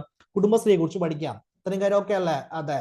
അപ്പോ എഡ്യൂക്കേറ്റഡ് അൺഎംപ്ലോയ്മെന്റ് ഉണ്ടായിരുന്ന ചാലഞ്ചസിനെ കുറിച്ച് നമ്മൾ ഒരു വശം നോക്കിയല്ലേ? ആരാണ് ചലഞ്ചസ്? അതിന്റെ ഭാഗീകരണം പറയാൻ പോണത്. ഓക്കെ, ആരാണ് ചലഞ്ചസിൽ പ്രധാനമായിട്ടുള്ളത്? സ്ത്രീകളാണോ പുരുഷന്മാരാണോ? സ്ത്രീകളാണ്. ഓക്കെ, അപ്പൊ 1970s തൊട്ട് എന്ത് തുടങ്ങി? എഡ്യൂക്കേറ്റഡ് വുമന്റെ ഇടയിൽ പ്രശ്നം തുടങ്ങി. എന്താണ്? ഞങ്ങൾക്ക് പഠിച്ച പോലെ എന്ത് ചെയ്യുന്നില്ല, വർക്ക് കിട്ടുന്നില്ല. അങ്ങനെ കിട്ടാതിരിക്കാനുള്ള കാരണം എന്താ? എംപ്ലോയ്മെന്റ് ഇലാസ്റ്റിസിറ്റി കുറഞ്ഞു. ഈ വാക്കാണ് പഠിക്കേണ്ടത്. വാക്കിന്റെ പേരെന്താ? Employment elasticity. എന്താണ് ഈ എംപ്ലോയ്മെന്റ് ഇലാസ്റ്റിസിറ്റി എന്ന് വെച്ച് കഴിഞ്ഞാൽ? ഓക്കെ, ഫാക്ടറി ഇല്ല, പണിയില്ല. ഓക്കെ, അഗ്രികൾച്ചർ സെക്ടറിൽ എന്ത് ചെയ്യണ്ട? വർക്ക് ചെയ്യണ്ട. എങ്കിൽ അവർക്ക് ഏതിൽ വർക്ക് ചെയ്യണം? എന്താ പറയാ, സേവന മേഖലയെ ഇനി ബാക്കിയുള്ളൂ. ഇവിടെ ഫാക്ടറി ഇല്ലാത്തടത്തോളം കാലം എന്ത് ചെയ്യില്ല, കൂടുതൽ ജോബ്സ് വരൂല്ല. എങ്കിൽ ഒരു പ്രോബ്ലം ഉണ്ട്. അതിന്റെ പേരെന്താ? ജോബ് കുറവാണ്. ചില പ്രത്യേക മേഖലയിൽ പഠിച്ചാൽ മാത്രം എന്ത് കിട്ടുള്ളൂ? ജോബ് കിട്ടുള്ളൂ. സാർ, അപ്പൊ അതിൽ കഴിവില്ലാത്തവർ വെച്ച് കഴിഞ്ഞാൽ ഇപ്പൊ എല്ലാവർക്കും പബ്ലിക് സ്പീക്കിംഗ് പറ്റില്ല. ഓക്കെ, അപ്പൊ അവർക്ക് എല്ലാവർക്കും ചിലപ്പോൾ നല്ല ടീച്ചർ ആവാൻ പറ്റിയെന്ന് വരില്ല. എല്ലാവർക്കും കോഡിംഗ് ഒന്നും അറിയില്ല. ഓരോരുത്തർക്കും ഓരോ കഴിവല്ലേ. ഓക്കെ, അപ്പൊ എല്ലാ കഴിവുകൾക്കും ജോലി കിട്ടുന്ന ഒരു സൊസൈറ്റി അല്ലേ വേണ്ടത്. ചില പ്രത്യേക കഴിവ് മാത്രമുള്ളവർക്ക് മാത്രം എന്ത് കിട്ടുള്ളൂ? ജോലി കിട്ടുള്ളൂ. ഓക്കെ, ഇല്ലെങ്കിൽ എന്തില്ല, തീരെ വിലയില്ല. ഓക്കെ, നല്ല ഡ്രൈവറാണ്, സമൂഹത്തിൽ വിലയില്ല. ഓക്കെ, ഡ്രൈവർ എന്നുള്ള പേരാ. ശരി. ടീച്ചറാണ്, സമൂഹത്തിൽ വിലയുണ്ട്. ഡോക്ടറാണ്, വമ്പം വില. എല്ലാവരും ഡോക്ടർ ആവാൻ പറ്റില്ല. ഓക്കെ അല്ലെ? നിങ്ങൾ തന്നെ പറയും, നിങ്ങളിൽ എത്ര പേർക്ക് ഒരു ജീവനുള്ള മനുഷ്യനെ കീറി മുറിച്ചിട്ട് രക്തം വരുന്നത് കണ്ടിട്ട് ചെയ്യാൻ പറ്റും? എന്നെ കൊണ്ട് പറ്റൂല. ഓക്കെ, ഞാൻ പറഞ്ഞു. ഓക്കെ, എന്നെ കൊണ്ട് പറ്റാത്ത പണിയാണ് ഡോക്ടർ. പക്ഷെ ഞാൻ ഒരു ഡോക്ടർ ആവാണെന്ന് വിചാരിക്കൂ, എനിക്ക് സൊസൈറ്റി ഉള്ള വില എന്താ? കൂടുതലല്ലേ. ഓക്കെ, അപ്പൊ സിറ്റുവേഷൻ ഓക്കെ അല്ലേ? അതെ. എങ്കിൽ കുറച്ച് ലെവലിലുള്ള പണിയെ എവിടെയുള്ളൂ? കേരളത്തിലുള്ളൂ. അതിന്റെ പരിപാടിയുടെ പേരാണ് എംപ്ലോയ്മെന്റ് ഇലാസ്റ്റിസിറ്റി കുറവാണ്. എങ്കിൽ വുമൺ എല്ലാവരും എന്ത് കിട്ടില്ല? പണി കിട്ടില്ല. അപ്പം പുരുഷന്മാരെന്ത് ചെയ്യും? മൈഗ്രേറ്റ് ചെയ്യും. ആദ്യം മൈഗ്രേറ്റ് ചെയ്യുക പുരുഷന്മാരായിരിക്കും, അല്ലെ? യാതൊരു ഡൗട്ടും ഇല്ല കേട്ടാ. ഓക്കെ, എവിടേക്ക് മൈഗ്രേറ്റ് ചെയ്യും? ഗൾഫിലേക്ക്, US-ലേക്ക്, അങ്ങനെ എല്ലായിടേക്കും മൈഗ്രേറ്റ് ചെയ്യും. ഓക്കെ, പക്ഷെ വുമണ് പ്രശ്നമുണ്ടല്ലോ, സാമൂഹ്യ പ്രശ്നമില്ലേ? കാലാകാലങ്ങളായിട്ട് വുമൺ ഒന്ന് സൊസൈറ്റിയിൽ ഡൗൺ തന്നെ അല്ലേ? അവർ നമുക്ക് കുറച്ച് അപ്പാക്കി കൊണ്ടുവരല്ലേ വേണ്ട? ഓക്കെ, അപ്പൊ സോഷ്യൽ നോംസും ലിമിറ്റഡ് ഓപ്പർച്യൂണിറ്റീസും ഒന്നുണ്ടാവും, പ്രശ്നം ഉണ്ടാവും. ഇപ്പൊ ഈ വീഡിയോ കണ്ടുകൊണ്ടിരിക്കുന്ന എല്ലാ ആളുകളോടും ഞാൻ ചോദിക്കുന്നു, ഓക്കെ, നിങ്ങൾ ഒരു ഇൻസ്റ്റിറ്റ്യൂട്ടിൽ പോയി പഠിക്കുന്നുണ്ടെങ്കിൽ PSCക്ക് ഏറ്റവും കൂടുതൽ അവിടെ ക്ലാസ്സിൽ ഉണ്ടാവാരാ? പെൺകുട്ടികളാണോ ആൺകുട്ടികളാണോ? പെൺകുട്ടികൾ. ഓക്കെ, ചില പ്രത്യേക ജോലിക്ക് പഠിക്കുക മാത്രം അവിടെ നിന്നുണ്ടാവും, ക്ലാസ്സിൽ മുഴുവൻ ആൺകുട്ടികളായിരിക്കും. അതാരാ? CPO. ഓക്കെ, WCPO CPO രണ്ടും കൂടി ഒരുമിച്ച് പഠിക്കുമ്പോൾ ക്ലാസ്സിൽ ആൺകുട്ടികൾ നന്നായിരിക്കും, കൂടുതലായിരിക്കും. ഓക്കെ, പൊതുവേ PSCക്ക് എന്തായിരിക്കും? പെൺകുട്ടികളും കൂടുതൽ ഉണ്ടാവുക. അതിൽ തന്നെ ടീച്ചർമാർ എടുക്കുക, അതിൽ ഏറ്റവും കൂടുതൽ ആരായിരിക്കും? പെൺകുട്ടികൾക്ക് ഉണ്ടാവുക. എല്ലാ പെൺകുട്ടികൾക്കും ടീച്ചർ ആവണമെന്നുള്ള ആഗ്രഹം കൊണ്ടാ? അല്ല. ഓക്കെ, ഒന്ന്, എന്തുകൊണ്ടാണ് എല്ലാവരും ഗവൺമെന്റ് ജോലിക്ക് അയക്കാനുള്ള സിറ്റുവേഷൻ ഉണ്ടായിരുന്നത്? ഒന്ന്, ടൈം ഫ്രെയിം. ഓക്കെ, ഒരു 10 മണി, 9-10 മണി, പിന്നെന്താ 5 മണിക്ക് തിരിച്ചു വരാം. അപ്പൊ വീട്ടിലെ കാര്യങ്ങളൊക്കെ നോക്കാം. ടീച്ചർ ആയി കഴിഞ്ഞുള്ള ഗുണം എന്താ? സാറ്റർഡേ സൺഡേ ലീവാണ്, 4 മണി വരെ ഉള്ളൂ. ഓക്കെ, വീട്ടിന്റെ അടുത്തുകൂടി കിട്ടണമെങ്കിൽ എന്തായി? സുഖമായി. വീട്ടിലെ കാര്യവും നടക്കും, എന്താവും? ജോലിയാവും. അങ്ങനെയുള്ള ജോലിക്കല്ലേ കൂടുതലായിട്ട് ഗേൾസിനെ അയക്കുന്നത് ഈ 2025-ലാണെങ്കിലും. ഓക്കെ, എത്ര പേര് ഇവിടുന്ന് ആർമിയിലേക്ക് പോകുന്നുണ്ട്? എത്ര പേര് റോ വർക്ക് ചെയ്യാൻ വേണ്ടി പോകുന്നുണ്ട്? ഓക്കെ, എത്ര പേര് വലിയ വലിയ പോസ്റ്റിൽ പോയിട്ട് വൈസ് പ്രസിഡന്റ് ആയിട്ടും ഇത് ചെയ്യാൻ വേണ്ടിയിട്ട് ഫുൾ ടൈം വർക്ക് ചെയ്ത് വീട്ടിൽ നിന്ന് മാറി നിൽക്കുന്ന ജോലി ചെയ്യുന്നുണ്ട്? വളരെ കുറച്ച് പേരുള്ളൂ മക്കളെ. ഓക്കെ, ഇപ്പോഴും വളരെ കുറച്ച് പേരുള്ളൂ. ഇന്ത്യയിലും വളരെ കുറച്ച് പേരുള്ളൂ. ഓക്കെ അല്ലെ? ലോകത്തിലും വളരെ കുറച്ച് പേരുള്ളൂ. ലോകത്തിൽ സാർ, അതെ, അമേരിക്കയിൽ തന്നെ പ്രശ്നം. അവർ തന്നെ പറയുന്നത് സ്ത്രീകൾക്ക് എന്ത് കിട്ടണം? കൂടുതൽ ഓപ്പർച്യൂണിറ്റി കിട്ടണം. നമ്മൾ തന്നെ പറയുന്നത് സ്ത്രീകൾക്ക് എന്ത് കിട്ടണം? കൂടുതൽ ഓപ്പർച്യൂണിറ്റി കിട്ടണം. അപ്പൊ സോഷ്യൽ നോംസും ലിമിറ്റഡ് ഓപ്പർച്യൂണിറ്റീസും ഇപ്പോഴും പ്രശ്നമാണ്. അതൊരു സത്യമല്ലേ? അതൊരു സത്യമാണ്. ഓക്കെ, അപ്പൊ അതിന്റെ പേരെന്താ? എംപ്ലോയ്മെന്റ് ഇലാസ്റ്റിറ്റി കുറവാണ്. ഓക്കെ അല്ലെ? അപ്പൊ തൊഴിൽ സേനയില്, അതായത് വർക്ക് ഫോഴ്സിൽ സ്ത്രീകളുടെ പങ്ക് എന്തായിരിക്കും? കുറവായിരിക്കും. ഓക്കെ, അപ്പൊ ജോലി ചെയ്യുന്ന പ്രായത്തിലുള്ള സ്ത്രീകളാണ് കേട്ടോ. ഓക്കെ, ഒരു 90 വയസ്സായ അമ്മയോട് പോയിട്ട് ജോലി ചെയ്യാൻ പറ്റില്ലല്ലോ. ഒരു 10 വയസ്സായ കുട്ടിയോട് നമ്മൾ ജോലി ചെയ്യാൻ പറ്റില്ലല്ലോ. ഇല്ല. അപ്പൊ എപ്പോ നമുക്ക് ജോലി ചെയ്യാം? ഒരു 15 വയസ്സോട് ജോലി ചെയ്യാം. ഓക്കെ, ഒരു 15 വയസ്സ് തൊട്ട് ഒരു 60 വയസ്സ് നമുക്ക് എന്ത് ചെയ്യാവുന്നതാണ്? ജോലി ചെയ്യാവുന്നതാണ്. മനസ്സിലല്ലേ? കുറച്ചൊക്കെ റെസ്റ്റ് എടുക്കണ്ട മക്കളെ. ഓക്കെ, അപ്പൊ 60 വയസ്സ് ശേഷം റിട്ടയർ ഒക്കെ ചെയ്ത് റെസ്റ്റ് എടുക്കണ്ടേ? കറക്റ്റ്. ഓക്കെ, അപ്പൊ ഒരു 15 ഇയേഴ്സ് തൊട്ട് 60 ഇയേഴ്സ് വരെ നമുക്ക് എന്ത് ചെയ്യാം? ജോലി ചെയ്യാം. സർ, 15 വയസ്സ് മൗലികാസ്തിൽ പറയുന്നുണ്ടല്ലോ 15 ഇയേഴ്സ് ആയാൽ നമുക്ക് ജോലി ചെയ്യാന്നുള്ളത്. ഓക്കെ, സർ, പഠിക്കണ്ടേ? നിങ്ങളുടെ ഇഷ്ടം. Okay, fine. ഭരണഘടന പറയുന്നുണ്ട്, അത്രേ ഉള്ളൂ. അവർ 15 വയസ്സ് നമുക്ക് ജോലി ചെയ്യാൻ പറ്റും. ആ 15 മുതൽ 60 വരെയുള്ള ആളുകളെ വിളിക്കുന്ന പേരാണ് വർക്ക് ഫോഴ്സ്, തൊഴിൽ സേന എന്നാണ് വിളിക്കുക. അതില് അപ്പൊ ജോലി ചെയ്യുന്ന പ്രായം മനസ്സിലായില്ലേ? ആ പ്രായത്തിലുള്ള ജനസംഖ്യ എടുക്കുക. എത്ര പേര് 15-നും 60-നും ഇടയിൽ ജനസംഖ്യ എന്ന് എടുക്കുക. അതിലെ സ്ത്രീകളുടെ എണ്ണം എടുക്കുക. ഓക്കെ അല്ലേ? ഓക്കെ. 57% പേരും എന്താണ് ആക്ച്വലി പണിയില്ല, തൊഴിൽ രഹിതരായിട്ട് എന്ത് ചെയ്യണ്, ഇരിക്കുകയാണ്. ഇതാണ് സിറ്റുവേഷൻ. ഓക്കെ.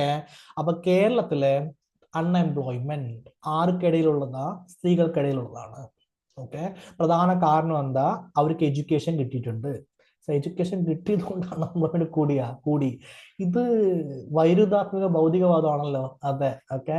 എന്ന് വെച്ചാൽ എഡ്യൂക്കേഷൻ കിട്ടിക്കഴിഞ്ഞാൽ എല്ലാവർക്കും എന്ത് കിട്ടും? ജോലി കിട്ടുന്നത് കൂടുതലായിരിക്കും. പക്ഷെ ഇവിടെ എഡ്യൂക്കേഷൻ കിട്ടിയ എന്താ? ജോലി കിട്ടണില്ല. ഓക്കെ. അത് നമുക്ക് എന്ത് ചെയ്യണം? സ്ത്രീകൾക്ക് വേണ്ടിയിട്ട് പ്രത്യേകമായിട്ട് എന്തെങ്കിലും പരിപാടി വെക്കണം. അല്ല, ഒരു പരിപാടിയുടെ പേരാണ് കുടുംബശ്രീ. ബാക്കിയുള്ളവരോട് നമുക്ക് എന്ത് ചെയ്യാം? അൺഎംപ്ലോയ്മെന്റ് പഠിക്കുമ്പോൾ ഡീറ്റെയിലായിട്ട് ഡിസ്കസ് ചെയ്യാം. ഓക്കെ അല്ലേ? ഇനി അടുത്ത ഫീച്ചേഴ്സ്, അടുത്ത സിഗ്നിഫിക്കൻസ് കാര്യം, declining tax collection efficiency. Okay. കേരളത്തില് ടാക്സ് കളക്ഷൻ എഫിഷ്യൻസി എന്താ? കുറവാണ്. ഓക്കെ. ടാക്സ് കളക്ഷൻ എഫിഷ്യൻസി കുറവാന്ന് വെച്ച് കഴിഞ്ഞാൽ കൃത്യമായിട്ട് ടാക്സ് കളക്ട് ചെയ്യുന്നില്ല. ഒരുപാട് പൈസ വരുന്നുണ്ട്, ആ പൈസ റെമിറ്റൻസ് ആയിട്ട് വരുന്നുമുണ്ട്, പക്ഷെ അതൊന്നും മൊത്തം കൃത്യമായി ടാക്സ് കളക്ട് നമുക്ക് പറ്റിയിട്ടില്ല. ഭൂമിയിൽ ഫുള്ള് ബ്ലാക്ക് മണി അല്ല മക്കളെ. നിങ്ങൾ തന്നെ സ്വന്തമായി പറ, നിങ്ങളുടെ വീട്ടിൽ ചെയ്തിട്ടുള്ള ഭൂമിയുടെ ട്രാൻസാക്ഷനിലോ, അല്ലെങ്കിൽ നിങ്ങളുടെ ബന്ധുക്കൾ ആരെങ്കിലും ചെയ്ത ട്രാൻസാക്ഷനിലോ, അല്ലെങ്കിൽ നിങ്ങൾ നാട്ടിൽ കണ്ടിട്ടുള്ള എന്തെങ്കിലും ട്രാൻസാക്ഷനിലോ, ഭൂമിയുടെ വസ്തു കച്ചവടത്തിൽ ഒക്കെ കൃത്യമായ വില പറഞ്ഞിട്ട് ഇതാണ് ടാക്സ് എന്ന് പറഞ്ഞാൽ എത്ര പേരുണ്ട്? ഓക്കെ. വളരെ കുറവല്ലേ? അപ്പൊ ടാക്സ് കുറഞ്ഞില്ലേ? ഓക്കെ. നമ്മുടെ ഏറ്റവും വലിയ മാർഗം എന്ന് പറയുന്നത് ഒന്ന് സേവന മേഖല, പിന്നെ കൺസ്ട്രക്ഷൻ ആണ്. ഭൂമിയാണ് നമ്മുടെ ഏറ്റവും വലിയ ടാക്സ് കിട്ടാനുള്ള സംവിധാനം. ഓക്കെ. കേരളത്തിന്റെ ആ ടാക്സ് കിട്ടാനുള്ള സംവിധാനത്തിൽ ആകെ ബ്ലാക്ക് മണിയാണ്. പിന്നെ നമുക്ക് ടാക്സ് കിട്ടുന്ന സംവിധാനം എന്താ? GST collection. ഓക്കെ. മുമ്പ് GST 2017 വന്നത്. അതിനു മുമ്പ് നമുക്ക് എന്ത് ചെയ്യും? വാറ്റ്, സെയിൽസ് ടാക്സ്, അങ്ങനെ സംഭവമൊക്കെ ഉണ്ട്. ഓക്കെ. അതിലാണ് കളക്ട് ചെയ്യേണ്ടത്. അപ്പൊ ഈ രണ്ട് സംഭവമാണ് പ്രധാനപ്പെട്ട വരുമാനം. ഒന്നാമത്തെ വരുമാനം എന്താ? Okay, sales tax. ഇപ്പൊ അതിനെന്ത് വിളിക്കും? ഗുഡ്സ് ആൻഡ് സർവീസ് ടാക്സ് എന്ന് വിളിക്കും. ഓക്കെ, പരോക്ഷ നികുതി. രണ്ടാമത്തെ വരുമാനം എന്താ? ഭൂമി എന്നുള്ള നികുതി. ഭൂമി എന്നുള്ള നികുതിയിൽ ആകെ കള്ളപ്പണമാണ്, അത് നമുക്ക് ഉറപ്പല്ലേ? ഓക്കെ. രണ്ടാമത്തെയാണ് GST കറക്റ്റായിട്ട് എന്ത് ചെയ്യണം? കളക്ട് ചെയ്യണം. അത് കളക്ട് ചെയ്യണമില്ല. ഇതിലൂടെ നമ്മുടെ വരുമാനം എന്തായി? കുറഞ്ഞു. ഓക്കെ. ഒരു 1987-88 ആകുമ്പോഴേക്ക് ടാക്സ് കളക്ഷൻ എന്തായി? കുറഞ്ഞു. ഇതിലൂടെ നമുക്ക് ഓക്കെ എത്രയാണോ ലഭിക്കേണ്ടത് അതിന്റെ 2.6 തൊട്ട് 2.8 വരെ നമുക്ക് എന്തായി? നഷ്ടം ഉണ്ടായി. ഓക്കെ. അങ്ങനെ നഷ്ടം ഉണ്ടായതുകൊണ്ട് എന്താ സാർ പ്രശ്നം? എന്താ മക്കളെ? ഈ പൈസ കൃത്യമായി കിട്ടിയിരുന്നുവെങ്കിൽ നമുക്ക് ഫാക്ടറിയിൽ ഇൻവെസ്റ്റ് ചെയ്യായിരുന്നില്ലേ? ഓക്കെ. നല്ല റോഡിൽ ഇൻവെസ്റ്റ് ചെയ്യായിരുന്നില്ലേ? നല്ല ബസ്സുകളിൽ ഇൻവെസ്റ്റ് ചെയ്യായിരുന്നില്ലേ? ഓക്കെ അല്ലേ? ഇങ്ങനെയൊക്കെ നമുക്ക് ചെയ്യായിരുന്നില്ലേ? നമ്മുടെ കേരളത്തിൽ അപ്പോൾ ഇൻവെസ്റ്റ്മെന്റ് എന്ത് ചെയ്ത്? കുറഞ്ഞു. ഇൻവെസ്റ്റ്മെന്റ് വേണമെങ്കിൽ എന്ത് ചെയ്യണം? കടം എടുക്കണമെന്നുള്ള അവസ്ഥയാണ്. ഇപ്പൊ 2025-ലും ഓക്കെ ഒരു റോഡ് കെട്ടണമെങ്കിൽ എന്ത് ചെയ്യണം? കടം എടുക്കണം. ഒരു വലിയ ഫാക്ടറി ഉണ്ടാക്കണം, എന്ത് ചെയ്യണം? കടം എടുക്കണം. എന്തെങ്കിലും ഡെവലപ്മെന്റ് നടത്തണം, കടം എടുക്കണം. അതിന് കാരണം എന്താ? ടാക്സ് കളക്ഷൻ എഫിഷ്യൻസി എന്താണ്? കുറവാണ്. എന്തൊക്കെയാണ് ടാക്സ് കളക്ഷൻ എഫിഷ്യൻസി നമ്മൾ പഠിച്ചിട്ടുള്ളത്? രണ്ട് കാര്യം. ഒന്ന് വസ്തു കച്ചവടം, രണ്ടാമത്തെ എന്താ? പരോക്ഷ നികുതി ആയിട്ടുള്ള GST. 87-88 കഥയാണ് നമ്മൾ പറയുന്നതെങ്കിൽ നിങ്ങൾ GSTക്ക് പകരം എന്ത് പറയാ? സെയിൽസ് ടാക്സ്, വാറ്റ്, അങ്ങനെയുള്ള കാര്യങ്ങൾ പറയാം. ഓക്കെ. ഇത്രയും കാര്യം ഓക്കെ അല്ലേ? അത്രയും കാര്യം ഓക്കെ ആണെങ്കിൽ കേരളത്തില് ഓക്കെ ചെലവ് കൂടുതലാണ്, വരവെന്താ? കുറവാണ്. ഓക്കെ. അപ്പൊ നമുക്ക് എന്തുണ്ട്? റവന്യൂ കമ്മിയുണ്ട്. കേരളത്തിന്റെ ബഡ്ജറ്റ് എടുക്കുക. ബഡ്ജറ്റ് എന്ന് പറഞ്ഞാൽ എന്താ മക്കളെ? സിമ്പിൾ ആയിട്ട് വരവും ചെലവും അല്ലേ? ഓക്കെ അല്ലേ? അപ്പൊ വരവെന്താണ്? കുറവാണ്. ചെലവെന്താണ്? കൂടുതലാണ്. പൈസ വരണ്ട, റെമിറ്റൻസ് വന്നുകൊണ്ടേ ഇരിക്കുക. ഓക്കെ അല്ലേ? അത് വരുന്നുണ്ട് താനും, എന്നിട്ടും എന്താ? കയ്യിൽ പൈസ ഇല്ല. എന്താ കയ്യിൽ പൈസ ഇല്ലാത്തത്? ടാക്സ് കളക്ഷൻ എന്ത് ചെയ്യണം? ബെറ്റർ ആക്കണം. ഓക്കെ. നിങ്ങള് എന്താ പൊളിറ്റിക്കൽ ആയിട്ടുള്ള കാര്യങ്ങൾ ഫോളോ ചെയ്യുന്ന ആളാണെങ്കിൽ ഒരു മന്ത്രി ഉണ്ടായിരുന്നു, അദ്ദേഹത്തിന്റെ പേരാണ് തോമസ് ഐസക്. ഓക്കെ. കേരളത്തില് ടാക്സ് കളക്ഷൻ വളരെ ബെറ്റർ ആക്കാൻ വേണ്ടി പ്രവർത്തിച്ച ഒരു മന്ത്രിയാണ് തോമസ് ഐസക്. അദ്ദേഹത്തിന്റെ കാലഘട്ടത്തിൽ ടാക്സ് കളക്ഷൻ എന്തായിരുന്നു? ബെറ്റർ ആയിരുന്നു. ഇതേ ആളിനെ വേറെ സ്ഥലത്തും നമ്മൾ പഠിക്കാനുണ്ട്. അദ്ദേഹത്തിന്റെ പേരാണ് കുടുംബശ്രീ. ഓക്കെ. ആ പരിപാടിക്ക് സ്റ്റാർട്ട് ചെയ്യാൻ വേണ്ടിയിട്ട് ആലപ്പുഴയിൽ സ്റ്റാർട്ട് ചെയ്ത വ്യക്തി ആരാ? തോമസ് ഐസക് തന്നെയാണ്. ഓക്കെ. അപ്പൊ ഈ പുള്ളി എന്ത് ചെയ്യുക? ഒന്ന് ഓർത്ത് വെക്കുക. ഓക്കെ. അപ്പോ ഇനി എവിടെന്നാ സാറേ പൈസ കിട്ടുക കേരളത്തിന്? കേന്ദ്രം. ഓക്കെ, അപ്പോ കേന്ദ്ര വീതം കൊടുക്കണ്ടേ? അതെന്താ കേന്ദ്ര വീതം കൊടുക്കേണ്ടത്? ഓക്കെ, അതിനുവേണ്ടി ഞാൻ ഒരു 2 മിനിറ്റ് യൂസ് ചെയ്യുന്നുണ്ട്. നിങ്ങൾക്ക് PSC ജോലി കിട്ടുമെന്ന് വിചാരിക്കും. ഓക്കെ, എങ്കിൽ നിങ്ങളുടെ സാലറി ആരാ തരിക? കേരള ഗവൺമെന്റ്. നിങ്ങൾ സാലറിക്ക് വേണ്ടിയിട്ട് ഹൈക്കിന്റെ അടുത്ത് അടുത്താ പോവുക? കേരള ഗവൺമെന്റ് അടുത്ത്. ശരി, നിങ്ങൾ ടാക്സ് ആർക്ക് അടയ്ക്കുക? കേന്ദ്ര ഗവൺമെന്റിന്. ഇതൊന്നും നടപടിയാ. ഓക്കെ, അപ്പൊ നിങ്ങൾക്ക് സാലറി തന്ന ആരാ? കേരള ഗവൺമെന്റ്. ടാക്സ് അടച്ച ആർക്കാ? കേന്ദ്ര ഗവൺമെന്റിന്. അപ്പൊ 2 പ്രധാനപ്പെട്ട പ്രത്യക്ഷ നികുതികളുണ്ട്, ഡയറക്ട് ടാക്സ് ഉണ്ട്. ഒന്നാമത്തെ ടാക്സിന്റെ പേരാണ് ഇൻകം ടാക്സ്, രണ്ടാമത്തെ ടാക്സിന്റെ പേരാണ് കോർപ്പറേറ്റ് ടാക്സ്. ഓക്കെ, ഈ 2 ടാക്സും ആരുടെ ഇടയിൽ കിട്ടുക? സെൻട്രൽ ഗവൺമെന്റ് കയ്യിലാണ് കിട്ടുക. അപ്പൊ അത് സ്റ്റേറ്റിന് അവകാശപ്പെട്ടല്ലേ? അതെ. എങ്കിൽ ആ പൈസ സ്റ്റേറ്റ് തിരിച്ചു കൊടുക്കണ്ടേ? ഓക്കെ, സോറി, സെൻട്രൽ തിരിച്ചു കൊടുക്കണ്ടേ? കൊടുക്കണം. അതിന് വിളിക്കുന്ന പേരാണ് കേന്ദ്രവിഹിതം. ഓക്കെ, അപ്പൊ സംസ്ഥാനം ഇവിടെ കിടന്നിട്ട് ഇവിടെ ഒന്നും കിട്ടിയില്ല, ഞങ്ങൾക്കൊന്നും തന്നില്ല എന്ന് പറയുകയാണെങ്കിൽ അവര് വെറുതെ പൈസ ചോദിക്കുകയല്ല, അവകാശപ്പെട്ട പൈസ എന്ത് ചെയ്യാണ്? തിരിച്ചു ചോദിക്കുകയാണ്. അപ്പൊ കേന്ദ്രം പൈസ കൊടുക്കുന്നുണ്ടോ? ഇല്ല. ഓക്കെ, ഡെയിലി ന്യൂസ് എടുത്ത് നോക്കിയേ, ഇവിടെ ഒന്നും കിട്ടിയില്ല, ഇവിടെ ഒന്നും തന്നില്ല എന്നല്ല പറഞ്ഞുകൊണ്ടിരിക്കുന്നത്. കറക്റ്റ് അല്ലേ? ഓക്കെ, അപ്പൊ ഒന്ന്, ടാക്സ് പിരിക്കുന്നില്ല കറക്റ്റ് ആയിട്ട്. 2, കേന്ദ്രത്തിന് എന്ത് കിട്ടുന്നില്ല? പൈസയും കിട്ടുന്നില്ല. പിന്നെ എങ്ങനെ ഡെവലപ്പ് ചെയ്യുക? കടം വാങ്ങുക. അപ്പൊ കടം വാങ്ങിയ ചെലവ് കൂടിയില്ലേ? തിരിച്ചടക്കണ്ടേ? ഓക്കെ, വരവവിടെ വരവില്ല, വരവ് എന്താണ്? കുറവാണ് തരും. അപ്പൊ മൊത്തം എന്തായിരിക്കും? റവന്യൂ കമ്മിയായിരിക്കും. ഇത്രയും കാര്യം ഓക്കെ അല്ലേ സർ? ഇനി എന്താണെന്നൊരു പരിഹാരം. Okay, public sector enterprises. Government സ്ഥാപനം തുടങ്ങുക. ഫാന്റാസ്റ്റിക്. ഓക്കെ, ഗവൺമെന്റ് സ്ഥാപനം തുടങ്ങി. ഖാദി ബോർഡ് നഷ്ടം. ശരി, ഓക്കെ, മിനറൽ നഷ്ടം. ആകെ ലാഭമുള്ളത് എന്റെ അറിവ് ശരിയാണെങ്കിൽ എന്തായിരിക്കും? ഒരു KSF ബെപ്കോ, ബീവറേജ് കോർപ്പറേഷൻ, വൻ ലാഭമാണ്. ഓക്കെ, ഇത് നഷ്ടം വന്നിട്ടില്ല. ഈ രണ്ടാമത്തെയാണ് KSFE ചിട്ടി, അതും എന്താണ്? വൻ ലാഭമാണ്. അപ്പോ 1-2 സ്ഥാപനങ്ങൾ ഒഴിച്ചു നിർത്തുകയാണെങ്കിൽ പബ്ലിക് സെക്ടർ എന്റർപ്രൈസ് എന്താണ്? കാര്യമില്ല. ഓക്കെ, പൊളിഞ്ഞിരിക്കുകയാണ്. സർ, പൊതുമേഖലാ സ്ഥാപനം പൊളിഞ്ഞുകൊണ്ട് ഞങ്ങൾക്ക് എന്താ? നിങ്ങൾക്ക് ജോലി കിട്ടുക? ഓക്കെ, എന്റെ മക്കളെ ഇപ്പോ കമ്പനി ബോർഡ് അസിസ്റ്റന്റ് ഒക്കെ വരുന്നില്ലേ? അപ്പൊ ഫോർ എക്സാമ്പിൾ എന്താ, കമ്പനി ബോർഡ് അസിസ്റ്റന്റില് ഒരു 500-600 സ്ഥാപനങ്ങൾ എന്ന് വിചാരിക്കുക ലാഭത്തിൽ പോണത്. എങ്കിൽ അവിടെ കൂടുതൽ ആളുകൾ വേണ്ടി വരില്ലേ? അങ്ങനെ കൂടുതൽ ആളുകൾ വേണ്ടി വരികയാണെങ്കിൽ ഒരു മാസം 25,000 തൊട്ട്, ഒരു മാസം അല്ല സോറി 3 വർഷത്തിനുള്ളിൽ 25,000 തൊട്ട് 30,000 പേർക്ക് ഈസി ആയിട്ട് ജോലി കൊടുക്കാൻ ആർക്ക് പറ്റുന്നതായിരിക്കും? ഈ പബ്ലിക് സെക്ടർ എന്റർപ്രൈസിന് പറ്റുന്നതായിരിക്കും. അവർ ലാഭത്തിലാണ് ആയിരുന്നു എങ്കിൽ. ഓക്കെ അല്ലേ? എന്തുകൊണ്ട് 2,000, 3,000 അല്ലെങ്കിൽ എന്താ 1,000 എന്നൊക്കെ പറഞ്ഞ് നിൽക്കാനുള്ള കാരണം എന്താ? അവര് ലാഭത്തിലല്ല മക്കളെ, അവർ ലാഭത്തിലല്ല. ഓക്കെ, കാര്യം മനസ്സിലായ? ഓക്കെ, LDC ബെപ്കോ എന്ന് പറഞ്ഞ് മാത്രം സെപ്പറേറ്റ് ആയിട്ട് എക്സാം നടത്താനുള്ള കാരണം എന്താ? LDC various separate, Bevco LDC separate. എന്തുകൊണ്ടാ? അത്രയും ലാഭമുണ്ട്. മനസ്സിലായ? ഓക്കെ, അത്രയും എന്തുണ്ട്? ലാഭമുണ്ട്. കറക്റ്റ് അല്ലേ? ഓക്കെ, ഇപ്പോ ട്രാവൻകൂർ ദേവസ്വം LDC അത്രയും അവർക്ക് എന്തുണ്ട്? പൈസ കിട്ടുന്നുണ്ട്, അതിന് ആവശ്യക്കാരുണ്ട്. അങ്ങനെയല്ലേ വരുന്നത്. അപ്പൊ പബ്ലിക് സെക്ടർ എന്റർപ്രൈസസ് വർദ്ധിച്ചാലല്ലേ, ലാഭത്തിൽ വന്നാലല്ലേ കൂടുതൽ ജോലി ഓപ്പർച്യൂണിറ്റി കിട്ടുള്ളൂ. പിന്നെ എങ്ങനെ അൺഎംപ്ലോയ്മെന്റ് കുറയുക? ഓക്കെ, മനസ്സിലായി. ഇനി അവര് നഷ്ടത്തിലാണെന്ന് വിചാരിച്ച് എല്ലാ കമ്പനിയും അടച്ചുപൂട്ടാൻ പറ്റുമോ? അതും പറ്റില്ല. അപ്പൊ നഷ്ടത്തിന് എന്ത് കൊടുക്കണം? കൊടുത്തേ പറ്റുള്ളൂ. ഓക്കെ, ഏറ്റവും കൂടുതൽ നഷ്ടത്തിലുള്ള 2 സ്ഥാപനങ്ങളുടെ പേര് ചോദിച്ചാൽ നിങ്ങൾ പറയാൻ പോകുന്ന ഒന്നാമത്തെ സ്ഥാപനം KSRTC. യെസ്. രണ്ടാമത്തെ സ്ഥാപനം KCB. ഓക്കെ, അതായത് 1 ഇലക്ട്രിസിറ്റി ബോർഡ്, 2 എന്താണ്? റോഡ് ട്രാൻസ്പോർട്ടേഷൻ, നമ്മുടെ ആനവണ്ടി. ഓക്കെ, ഈ 2 പരിപാടിയാണ് എന്തുള്ളത്? നമുക്ക് ഏറ്റവും കൂടുതൽ നഷ്ടത്തിലായുള്ളത്. ഇത് നഷ്ടത്തിലാണെങ്കിൽ ഇപ്പൊ KSRTC ലാഭത്തിലാണെന്ന് വിചാരിക്കും. ഓക്കെ, എത്ര പുതിയ കണ്ടക്ടർമാര്, എത്ര പുതിയ എന്താ പറയുക എഞ്ചിനീയർമാര്, പുതിയ AC ബസ് ഉണ്ടാക്കാൻ വേണ്ടിയിട്ട് എത്ര പുതിയ എന്താ പറയുക വെൽഡർമാര്, എന്തൊക്കെ പോസ്റ്റിൽ എത്ര പുതിയ അക്കൗണ്ടന്റ്മാര്, എത്ര പുതിയ ഡ്രൈവർമാര്. ഓക്കെ, എത്ര പേർക്ക് ജോലി കിട്ടും? ഓക്കെ, അത് സ്ത്രീകൾ എത്ര പേർക്ക് ജോലി കിട്ടും? ഓക്കെ, ഒരുപാട് പേര് കിട്ടില്ലേ?